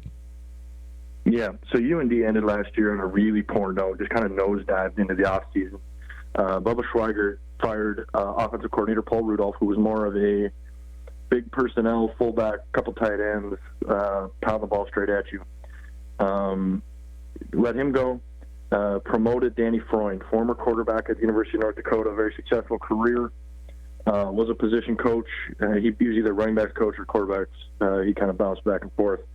He's the offensive coordinator, has brought more of a modern offense. UND's strength, you mentioned that they lost Brady Oliveira and John Santiago. Well, kind of the way that Danny wanted to build the offense was going to be more of a spread look, but it was going to utilize the roster to the best of its ability. And I think with that, the best thing that UND's offense had going for it was 3 6'4" wide receivers who are pretty talented. Noah Wanzik, Travis Toivonen, Garrett Mogg. And I think Danny wanted to get the ball out to those guys quick. It's had differing success this year because Ketteringham got hurt week 1 against Drake. His backup, senior Andrew Zimmerman, who started his career at Eastern Washington, came in. He got hurt week 3 against Sam Houston State. Enter true freshman Tommy Schuster, who led UND to victory against Sam Houston State. Ketteringham came back week 4. So as you can see, there's been some kind of roller coaster at quarterback here this year. With that, UND has used Brock Boltman, a former quarterback who was moved to wide receiver in the spring. They've used him as a Mr. Everything, a Taysom Hill of the Saints would be a common comparison, which I think Montana State fans are probably familiar with in terms of what it sounds like they're doing offensively. So Brock Boltman has been a major X factor for this offense, and I would say is North Dakota's best player. Defensively, like you said, Donnell Rogers and Noah Larson inside. They'll rack up the most tackles in UND's 3-4 defense, and on the outside, Jackson Turner creates the most pressure at outside linebacker. Mason Bennett injured his hamstring against Cal Poly, and I'd be very surprised if he went against Montana State here. Tom, this is going to be a great game. We're really excited about it. We appreciate you joining us and giving us a little insight. Tom Miller, covering North Dakota for the Grand Forks Herald, with us here this afternoon. And Tom, before we get you out of here, we got to tell you, congratulations whenever your new baby comes. I know your wife is almost ready, and so if it happens on game day, so be it. But congratulations, my friend, and hopefully being a new dad treats you well. I appreciate that. Like half of UND's defense, I will be a game time decision. So, I may or may not be there. Yeah, well, very good. Yeah, you attend to the child first, and then the football game will get played, and you can cover it on afterwards if need be. But yeah, congratulations on that, and appreciate you joining us. All right. Absolutely. You guys have a good day. Thanks, Tom Miller, covering North Dakota, and game kickoff at noon Central Time, right? So 11 a.m. Mountain Time, if I'm correct on that. As Jeff Choate said, he's sure that all the students at North Dakota will be shotgunning beers or whatever they do over there. As a direct at 6 a.m. is what he said. Yep. As if it's any different in Bozeman or Missoula. Right. Actually, they might get started earlier. And in Grand Forks because they often have such earlier kickoff times. Yeah, it's an interesting deal because Montana's an agricultural state, but especially around eastern Dakota, it is so agricultural over there. I follow Bubba Schweigert on Facebook, and he always sends out Facebook invites to people to come to the games. Everybody that's his friend, he sends it out. It's pretty funny. Very engaged coach, the nicest guy ever. But he was talking to us. So we'll play. We had an interview with him earlier today. We'll play it later on this week. But he was saying the crops are a little bit different this year because they've had such a wet fall that people have been having a hard time actually harvesting. Right. And that he's worried about having a nice day where people can get out and harvest. But either way, Montana State coming to town, I think that'll draw a good crowd. I would think to so. the Alerus Center. Well, and again, as Tom just told us, he thinks that the postseason is riding in the balance of this 3 hours on Saturday for North Dakota. And I don't know that it's that strong for Montana State, but it's still a huge game, especially coming off a loss for the Bobcats as well. Well, it's also interesting because the Big Sky gave every team in the league 2 rivals when they did this expansion. 2 teams are going to play every year. And until North Dakota left the league, Montana State's other rival besides Montana was North Dakota. And these 2 teams, these 2 programs, from the last couple years of the Rob Ashe era, through then the first couple years of the Jeff Choate era, have had some knockdown dragouts. Like the game in 2015 when Montana State went there and scored 38 points and still lost because that was the year that their defense was just up in flames. That was a game that then set the tone. And you could also say that probably the most heartbreaking loss that sent Montana State into a spiral to start the Jeff Choate era in 2016 was when Montana State lost at home 17-15. And again, they should have won. If they would have won that game, who knows? They probably wouldn't have they obviously wouldn't have the 6-game losing streak, but it could have altered the momentum. But then in 2017, arguably the greatest game of the Chris Murray era at Montana State goes and just whips North Dakota. And then they didn't play last year. So this is sort of a final farewell of a little mini rivalry. So I think it should be a highly contested affair because on paper, these 2 teams they're interesting matchups because they both like to run the ball and stop the run. It's going to be a game of toughness. Both head coaches really like that style of football. Take a quick break. After this, Game 1 of the World Series. The Houston Astros hosting the Washington Nationals. We'll get you set up with a couple of things that you might like to know, might be interested to know, and a little conversation about the Fall Classic, which is starting 6 o'clock right here on ESPN Radio. We'll have the whole thing for you right after the show. We'll talk about it, though, next.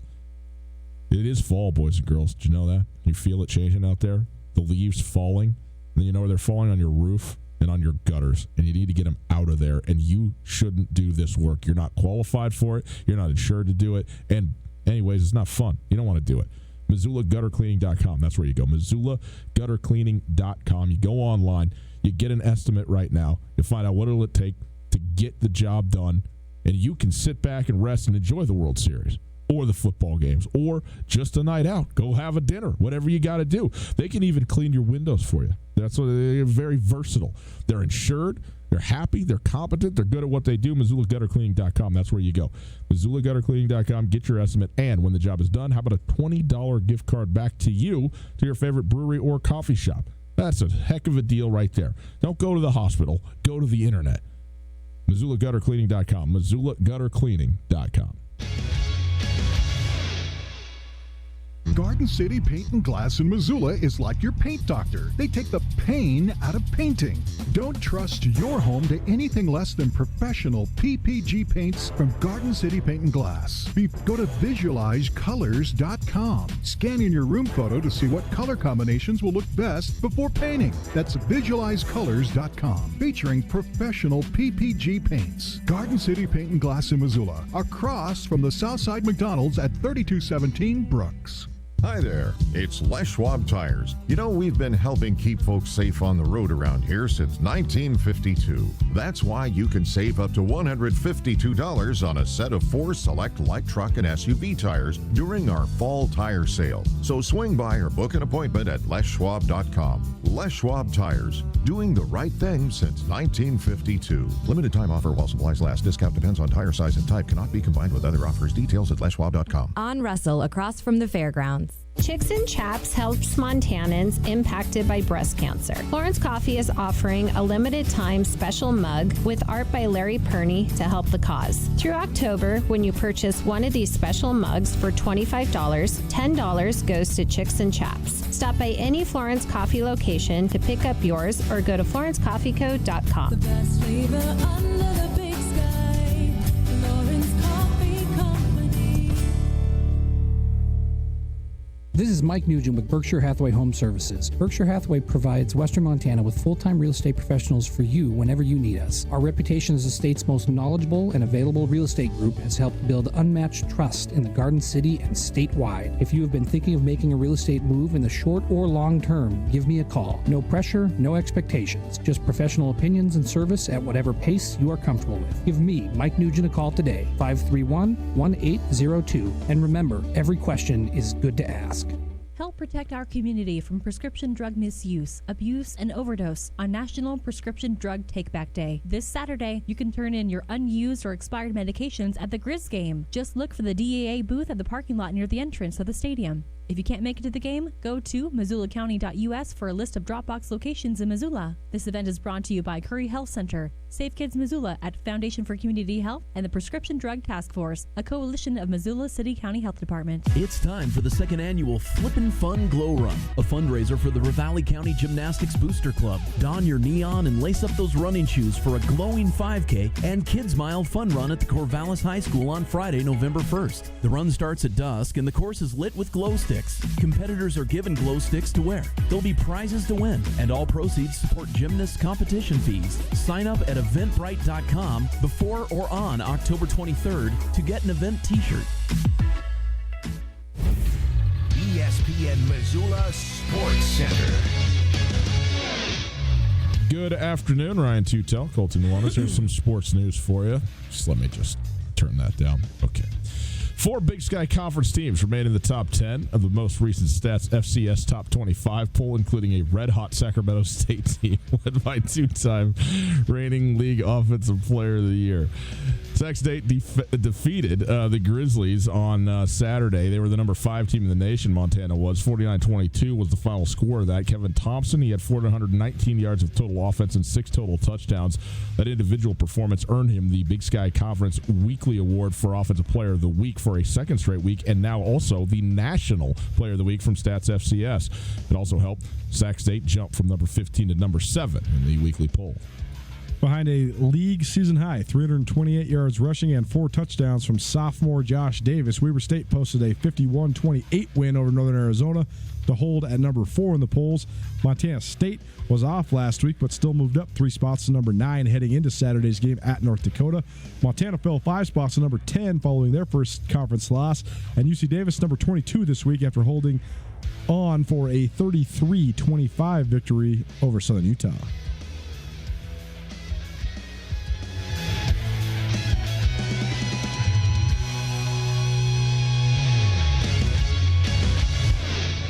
There ain't no rest for the wicked. Money don't grow on trees. The Fall Classic. October the 22nd. What a great day for it. Looking out the window, Coulter, could it look more autumn than that with the sun and the clouds, the leaves falling? Pretty beautiful place we live. Great spot. It is Tutel Nuanez, 102.9 ESPN Radio, broadcasting live from the Kurtz Polaris studios. Kurtz Polaris at 2904 West Broadway in Missoula, Highway 83, and see you online at kurtzpolaris.com. If you want to listen live, you can do it on the stream. The stream's available on our website, 1029ESPN.com. You can listen anytime you want to, 24 hours a day, including to this show every afternoon from 4 to 6. The stream brought to us by Opportunity Bank, your local bank, your opportunity. Before we get into this baseball game, let's register some people to win, well, the greatest prize you could ever win, you know? We need to have a little caveat with this, I think. I think next year when we do this, we have to say, you win a kegerator from Fred's Appliance. Yeah. You win a keg this year coming from Great Burn. And you win an obligatory Sunday afternoon with us. Yes. If you want it, great. If you don't, too bad. We're coming over to drink your kegerator. Usually the terms winning and obligatory don't go together, but in this case, they certainly would. You would win a requirement to have us at your house. That's just once. Yeah. That's what we would like. Yeah, just once. We're not going to drink the whole keg, just most of it. Just, yeah, your half and my half. Heck, if you let us come over, we might even buy you a second keg. I mean, you never know. I just want to have a kegerator at my house. That just seems so great. The kegerator too, man. It's it's great because it's all there's different pressures and things, that are on a keg, and you got to kind of get it right, and then you got to, you don't want it to be flat. You don't want it to be too foamy. This thing controls all of that stuff. It's a sweet setup. Anyway, we are doing the word of the day. We were going to do it for the next couple of weeks here. Word of the day every single day. And you're going to text the word of the day to the following phone number, 406, 200-8184. 406, you familiar with that area code? Yes, 406. 200-8184, 200-8184. The word of the day today, aptly, World Series. The word of the day is not aptly. The word of the day is World Series. To 200-8184.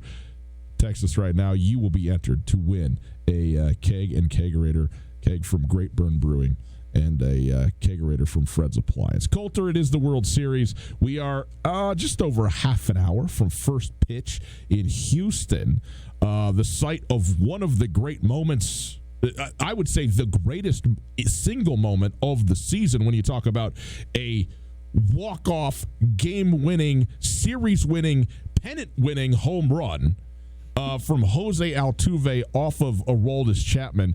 And the Houston Astros are in business, and they're where a lot of people predicted that they would be, but you're never there till you're there. And the Astros are there in the World Series against a team that was always the team that had the talent to do it. And then when they end up losing their most talented, certainly their most known player that's not Max Scherzer or Steven Strasburg, off goes destiny in the on the side of Houston, or of expectations maybe, and a team of destiny in Washington. It feels like going against each other in this World Series tonight. The Astros are certainly a home favorite in this one, 1.5 runs if you're tracking at home. They are favored to win this baseball game. And Coulter, I don't know, man. This makes me feel like there's like a big kind of a trip a little bit. You know what I mean? Like where you talk about the Washington or the Houston Astros are the better of these two teams, okay? And by and large, I think you would say that. But Washington, the way that they got here, I mean, they were losing and had lost the wild card game to Milwaukee and score 3 runs in the ninth inning or in the 8th inning, I guess, and hold on in the ninth to steal that thing away 4-3. Then they go play the all-powerful Los Angeles Dodgers, who've been in the last 2, and everybody got the Dodgers in that game 7 on the road, and they go back-to-back home runs off of Kershaw, of all things, and then have a grand slam in extra innings. I mean, it's remarkable. And then they just mow through St. Louis and sweep them, then sitting there resting, and we wonder how much that helps or hurts a baseball team that's so accustomed to playing basically every day. But this is a team that all of a sudden you go, whoa, what are we dealing with here? All of a sudden they lose Bryce Harper, but with Rendon and that lineup, the rotation that the Nationals have, maybe this is a team that has more going for these little magic sprinkled in there. So it's an interesting phenomenon across pro sports because this is not the first time this has happened. There's been so often when franchises built around a guy and then that guy leaves, then the franchise thrives. And I thought it was pretty funny that the Nationals decided to throw shade at Bryce Harper. Bryce Harper, during his introduction press conference to the Philadelphia Phillies, said, "We can't wait to bring a title back to D.C." It was a great and also unfortunate Freudian slip. Yes. The guy is, leaving the franchise where he first made his name. Well, he first made his name when he was 15 years old, and he's pounding the back of Tropicana Field. I think the longest home run ever hit in Tampa Bay is still Bryce Harper with a metal bat when he's 15 or 16 years old. Well, I mean, Bryce Harper was on the cover of Sports Illustrated when he was a sophomore in high school, so it's not as if he needed the Nationals to build his own brand, but it was the team that he played for perennially and was a perennial all-star for. So an unfortunate but also hilarious Freudian slip.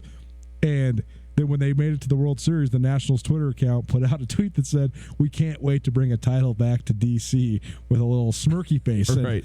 It's pretty funny, especially because Bryce Harper did, in fact, spurn the Nationals. Mm-hmm. But it's a good story, man. And the thing is, like, since the Expos transitioned to become the Nationals, there's a couple guys. I mean, I remember when Ryan Zimmerman was their first draft pick, and he's still on the squad. He's still starting on the squad. Right. So they have dudes who've been through it forever. But it's interesting that I guess Ryan Zimmerman no longer a starter, but he's gotten some at bats during this playoff run. But it's just interesting that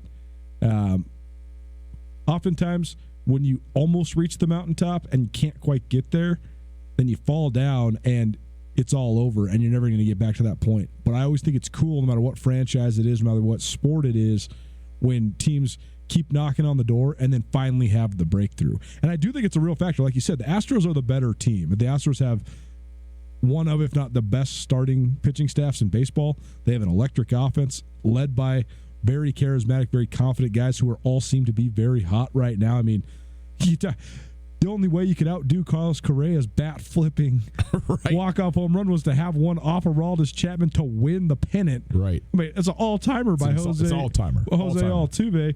That's not to mention Alex Bregman, George Springer. I mean, they have a lot of brand-name guys, a wicked offense. I mean, they won 107 games. I think that was one of the top 20 win totals in the history of Major League Baseball.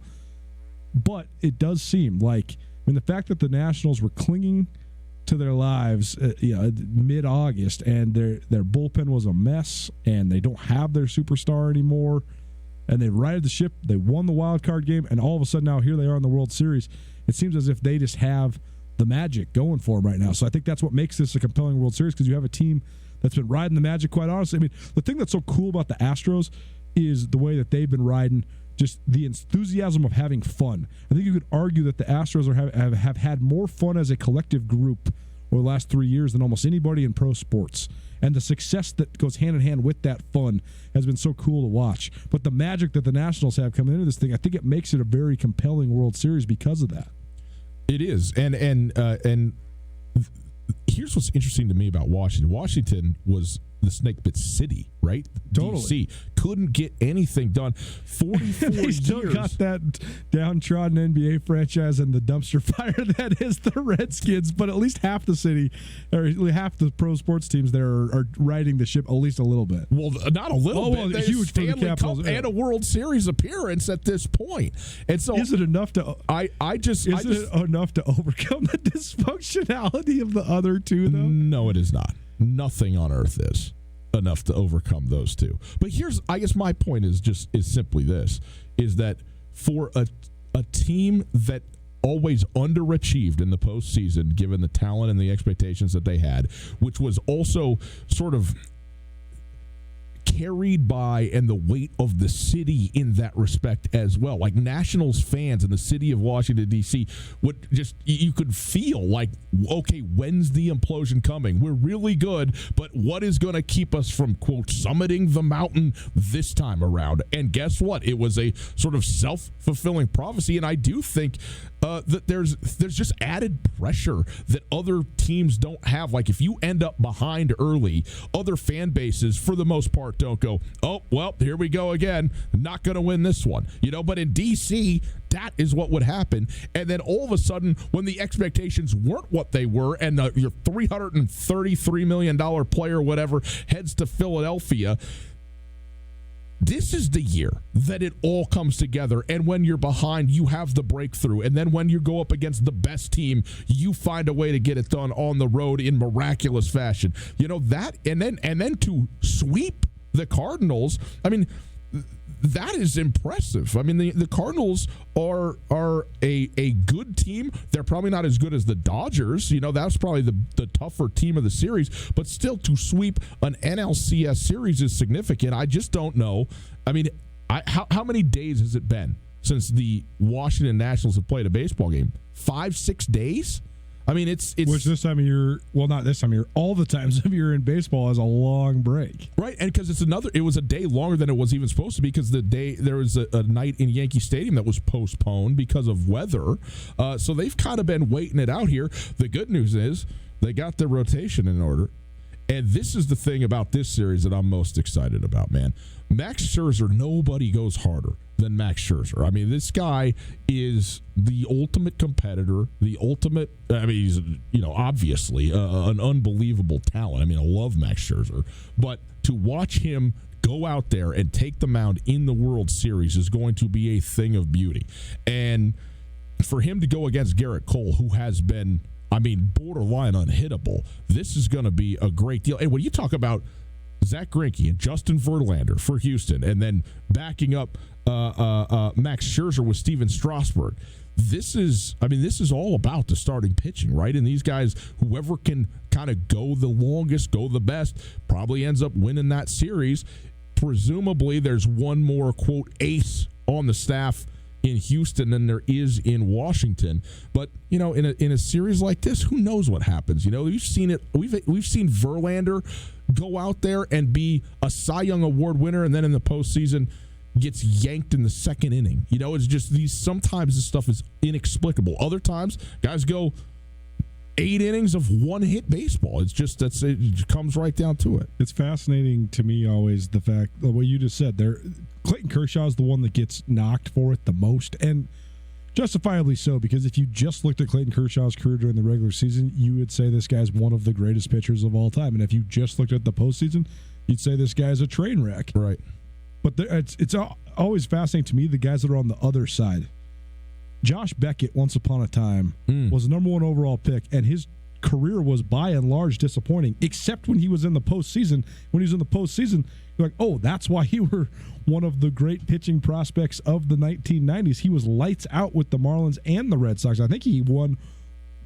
Didn't he win a World Series MVP with each franchise? Either way, he was lights out in the postseason and pitched his team to World Series rings. Yeah. Only World Series MVP with the Marlins, according to David. Thank you, David.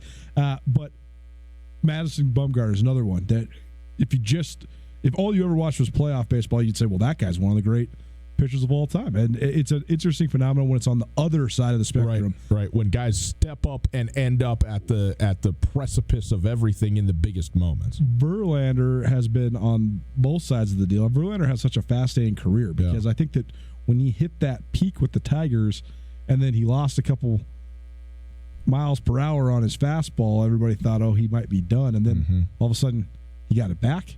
And he got all his stuff back, and now he's elite again. And where is he at? Verlander is. Do you think Justin Verlander is a Hall of Famer? Probably.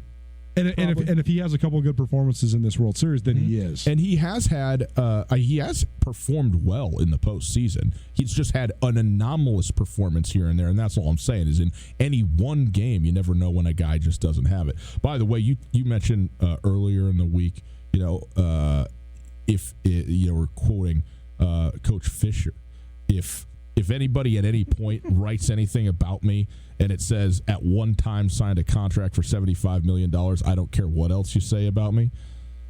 If it also says at one point married Kate Upton, things have gone okay for you. How much of that is a part of the resurrection of his career? Well, I don't know. Did it need to be resurrected? I don't know. I mean, it's been up and down, but the down has only been in relation to like Cy Young level type of pitching. No doubt. So no doubt. He's as good as it gets. Anyway, it's going to be a great series. Again, Garrett Cole, Max Scherzer tonight, game 1 from Houston. 6:08 scheduled first pitch, just under a half an hour. We will have all of it for you right here on ESPN Radio, the World Series. We do every single year. Love it. Love it on the radio especially. Quick break. On the other side, first night of the NBA season. How about that? Coinciding with the first game of the World Series is beautiful, and the season's overlap. We'll get into some basketball for the first time this year. Next. If you are hurt or disabled, you may be entitled to benefits from an insurance company or Social Security. I'm Chris Helmer, an attorney at Clark Fork Law Offices. Our Missoula firm specializes in worker compensation, personal injury, and Social Security disability. There are many unknowns when injured or disabled. The other side is fighting hard. You should too. Call Clark Fork Law at 728-0168 for a free consultation or visit clarkforklaw.com. Again, 728-0168. We combine quality ingredients with home-style recipes to create the Montana Club's fall comfort food menu. Savor our tender boneless beef short rib or caramelized brandy apple pork shank. Dig into our classic savory chicken pot pie or fall for our zesty skillet lasagna. Top things off with our creamy pumpkin skillet a la mode. Scratch-made comfort food that's as real as it gets. Served 11:30 to close at the Montana Club on Brooks and North Reserve, Missoula. No matter how far you may go, there's always one just down the road. Town Pump, ooh, pump it up. Quench your thirst with some good old-fashioned water. Town Pump's got Dasani 1-liter bottled water, 2 for $2.50. And in the deli, grab an Everything Bagel, 2 for $5. Town Pump, there's one just down the road from you. Town Pump, right down the road. Pump it up, oh yeah. Jayco and Rangish Brothers end of the year clearance event is going on now. Our entire lot is on sale, so if you've been waiting for a smoking hot deal on fifth wheels, campers, toy haulers, and motorhomes, there is no better time to buy than now. Save big on a Jayco J-Flight Bunkhouse SLX with payments as low as $99 per month OAC. Or get huge savings on a 2019 Jayco Eagle fifth wheel, starting at only $28,750. Don't miss our final sales event of the year. Only where a handshake means something. Rangish Brothers RV Center. Are you interested in putting solar panels on your roof? Do you want the latest on Montana's renewable energy policies? The Montana Renewable Energy Association is a leading voice for renewable energy education and advocacy in Montana. From community-based clean energy events to advocating at the Montana legislature, they work to ensure Montana's future is powered by the sun, wind, and earth. Find out more about MREA and join as a member by visiting montanarenewables.org or calling 406-214-9405. Tell Us Something is calling for you to pitch your true story on the theme of Tipping Point. 8 storytellers will be selected to share their true personal story from memory on the theme of Tipping Point. And each storyteller is paid a stipend for sharing their story. The live event is happening December 10th with a pitch deadline November 18th. Call 406-203-4683 to pitch your story. Members from our deaf community are welcome to pitch a story online at tellussomething.org/tellastory. Tutel and Nuanez on 102.9 ESPN Radio for Missoula.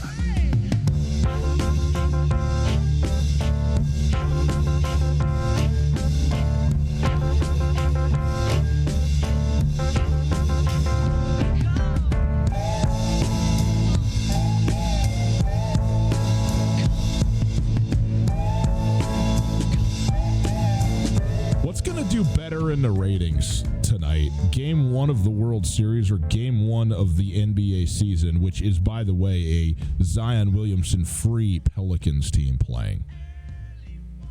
Man, you always steal my thunder. I was going to ask you that same question. Really? Hold on. It's Tutel Nuanez, 102.9 ESPN Radio, broadcasting live from the Kurtz Polaris studios.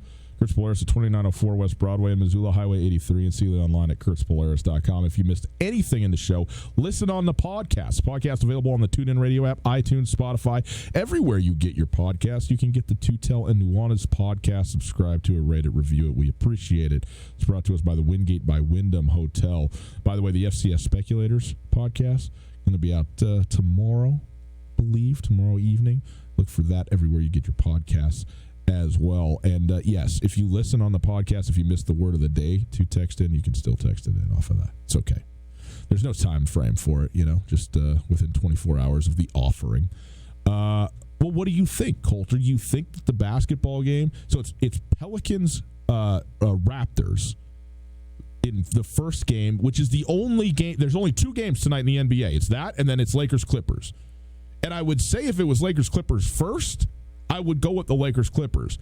But that game is not head-to-head really with the World Series. There's a little bit of an overlap, but primarily the game that's starting at the same time is this Raptors-Pelicans game, which has got to be very disappointing for the tough week for the NBA when they got the whole China thing going on, and now they got this, their superstar that they built the whole first day around not playing basketball. Predictably. Perhaps. Hate to say I told you so. Anyhow, What do you think? Who's going to do better? Who's going to do better in the ratings tonight? I do think that there's a fair amount of people that will just be scrolling through the channels that will go back and forth. Well, that'll also say, "Oh, Pelicans, cool," and not know Zion Williamson's out. I mean, maybe, but if they know who Zion Williamson is, which they do, it's not going to take them long to figure it out and then be out. Maybe it is the defending world champions, although they don't have the any of the stuff that got them to that point. It ain't the defending world champions. It's just a team. I think that the Lakers-Clippers game will have more people watching it than the World Series.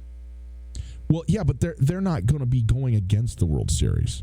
I still think it'll have higher ratings. Okay. But I mean, it's easy enough when all the people that were watching baseball are now watching basketball, along with all the people that were already watching basketball. How have the ratings been this playoffs for baseball? I have no idea. Sky high on the radio. That's what I know. But if baseball is the best sport on the radio. It is. It is. It's just too good. Here's what I think. I think the World Series is going to do better than the NBA tonight in that first game. Because of it's not an interesting game, really. I think there's still some good young players, obviously, and Lonzo Ball going to be playing for, the Pelicans and that. And is this game, is it in Toronto? If it's in Toronto and they do the whole, banner raising and that, that's a point of intrigue and of interest for people. But the actual game itself without Zion Williamson, it's amazing how much this loses in terms of its luster compared to what it would have been if he would have been in there, Comparing the ratings from the World Series last year to opening night ratings from the NBA last year, the World Series is significantly higher rated. So, but I don't think it should be. Yeah, but we haven't had LA power teams ever. Yeah, but I mean, again, it's a whole different time slot, and they're not going against each other. I guess. Yeah, but also you just got to think about like the cultural aspects of this. I'm a huge sports fan who loved baseball my whole life, and I will watch the World Series tonight because it will be on when we go to our Osprey appreciation party, and I will not watch any more of it. Here's the issue, and I will watch the Lakers-Clippers. But here's the other thing, Coulter. This game, Lakers-Clippers, tips off at 10:30 Eastern. 10:30 Eastern. Okay, so it's and the Nationals, by the way, are playing in the World Series. There's going to be a heck of a lot more people on the East Coast, where there's a heck of a lot more people than there are anywhere else in the country watching baseball than watching basketball tonight. That's all I'm saying. Coulter, when it comes to the actual basketball season, do you have I don't know if you want to make picks or whatever, but do you have expectations other than LeBron James will somehow magically be in better shape than perfect? I just don't understand how you think that that's not a real factor. If you don't think LeBron James was worn down, you're making my point for me. LeBron James he is indestructible, and he reached a point where he became destructible and got hurt for the first time ever last year. If you don't think that rest and recovery is an essential part of being an athlete, you don't know what physical conditioning is. But you said he's going to be in better shape. He is. He's going to be strong. Rested. He's going to be stronger and more explosive because he's never had the chance to let his legs revitalize. He's going to have fresh legs. We're arguing over semantics. Do you believe in the concept of fresh legs? Do you believe that if you have rested, you can run faster and jump higher? Because if you don't believe in that, you're just wrong. I don't believe in that because I've been resting for 39 years and I'm slow as ever. The fact of the matter is that LeBron James' stretch of making it to 8 straight NBA Finals is one of the great physical human achievements of all time. The lack of rest, the lack of revitalization he was able to garner during that stretch, and then to continue to play at a first-team All-NBA level, it's truly astounding. He's never had the chance as a 30-plus-year-old to have a chance to rest. He's going to have more juice in his legs. Is his body fat percentage lower? You're right. I doubt it. Bingo. Is the amount of oxygen he can hold in his lungs higher? I bet you it is. I bet you if you were actually to do the physiological testing of can his lungs hold more oxygen and can his blood carry the oxygen more efficiently, the answer would be yes. Your theory on the first 20 games of the season, I'm into it. Do you love it? I love it. The last 20 games of the season, which I'm presuming for LeBron James will be all postseason games, No, doesn't matter. Well, yeah, I would agree with that. Okay. It just depends on if the Lakers are going to let him take his customary 2-week vacation in January or not. Of course. The other thing, though, is that I think that LeBron has gone and assembled these teams, and he's played with all-time great players. Dwayne Wade's a Hall of Famer. Chris Bosh is a Hall of Famer. Kyrie Irving has the skill to be a Hall of Famer if he can pull it out. Maybe, if he can become unblind, he could be. He's a Hall of Fame level talent. Yeah. None of those guys are great fits for LeBron, the basketball player. Anthony Davis is. That's why I think LeBron James has a chance to be truly special. And Anthony Davis, let's be honest, is more transcendent, just individual talent-wise, than any of those guys. Absolutely. And the other thing, this is the factor I talked about in the summer, but I think it's a real deal too, is that Anthony Davis is one of the most physically gifted players the NBA has ever seen. He is a true phenom. From his time in high school in Chicago through his 1 year that was a flash in the pan, bright shining star at Kentucky, to being the number 1 overall pick, and he has produced at a individually excellent level throughout his NBA career. There's no question, but he's also never had anybody to crack the whip. He's never had a great coach. He's never had a great teammate. When you get around fellow elite athletes, I think that LeBron is going to ignite a new fire in him. And so even though I'm saying all this stuff about how I think LeBron James is going to make a statement to the rest of the NBA, if you were to ask me, here's a prediction I'll give you. I think Anthony Davis is going to be the NBA MVP this year. Ooh, look at you. I don't think that, although, if you're going to give one guy or the field, you'll always take the field, so it's not much of a thing to say that. It's good for you to make a prediction along those lines. I just think that Anthony Davis has been a 28-12 guy for the last couple of years. I think he'll get a bucket or two extra because he's got LeBron on his team now. That puts you into the 30-12 range, which is rare air. Very few guys have ever done that, and he's going to be able to do it very efficiently. Yeah. And I also think that, what do we know about the NBA? Once you become the hot new guy, you can ride that momentum all the way to getting the MVP, but it hasn't happened in the last 4 years where then that guy has been able to maintain that momentum. Russell Westbrook was the dude, old news. James Harden was the dude, old news. Now it's Giannis. It just seems like Anthony Davis has a chance to be that new dude, the new sweetheart, the guy that takes the jump that everybody really wants. Here is the projected starting lineup for the LA Lakers tonight. Avery Bradley. Okay. Danny Green. Okay. JaVale McGee. Okay. And then AD and LeBron. Now, you just named 3 guys that were better than anybody on the Cavs LeBron's last year besides Kyrie Irving and Kevin Love. All I'm saying is, here we're sitting here talking about the Los Angeles Lakers, and why not? Because they're great, they're interesting. The Clippers are the team to beat in Los Angeles. What they got in total right now as a group, beyond 2 superstars, and let's be honest, the 2 superstars in the Clippers they're probably not as good as the 2 superstars. There's no probably about it if LeBron James reassumes a top 3 level, which I believe he will. Well, yeah, there is a probably. There isn't. If you just say if he's the best player in the NBA, then he's the best player in the NBA. You're right. There is no probably about it. But I think there's a major question of whether he's the top 3 player in the NBA this season. Major question. But the point is 4 of the top 10, certainly maybe 4 of the top 7, are going to be those 4 dudes in that one city.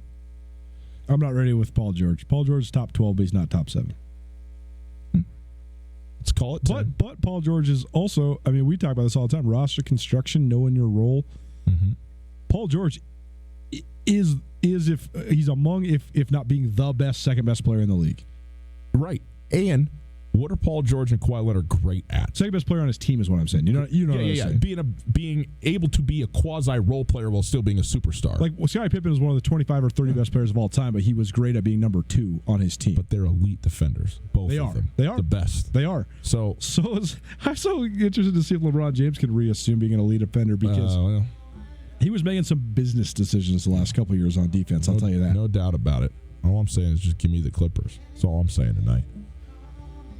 Boys and girls, enjoy World Series Game 1. We send you out to Houston. Astros Nationals right now. DVR the basketball. Watch it later. Watch the baseball in real time. It's too good. It's too good, the drama of the postseason. Thanks for being with us. We'll see you tomorrow. ESPN Radio, SWX Montana Television.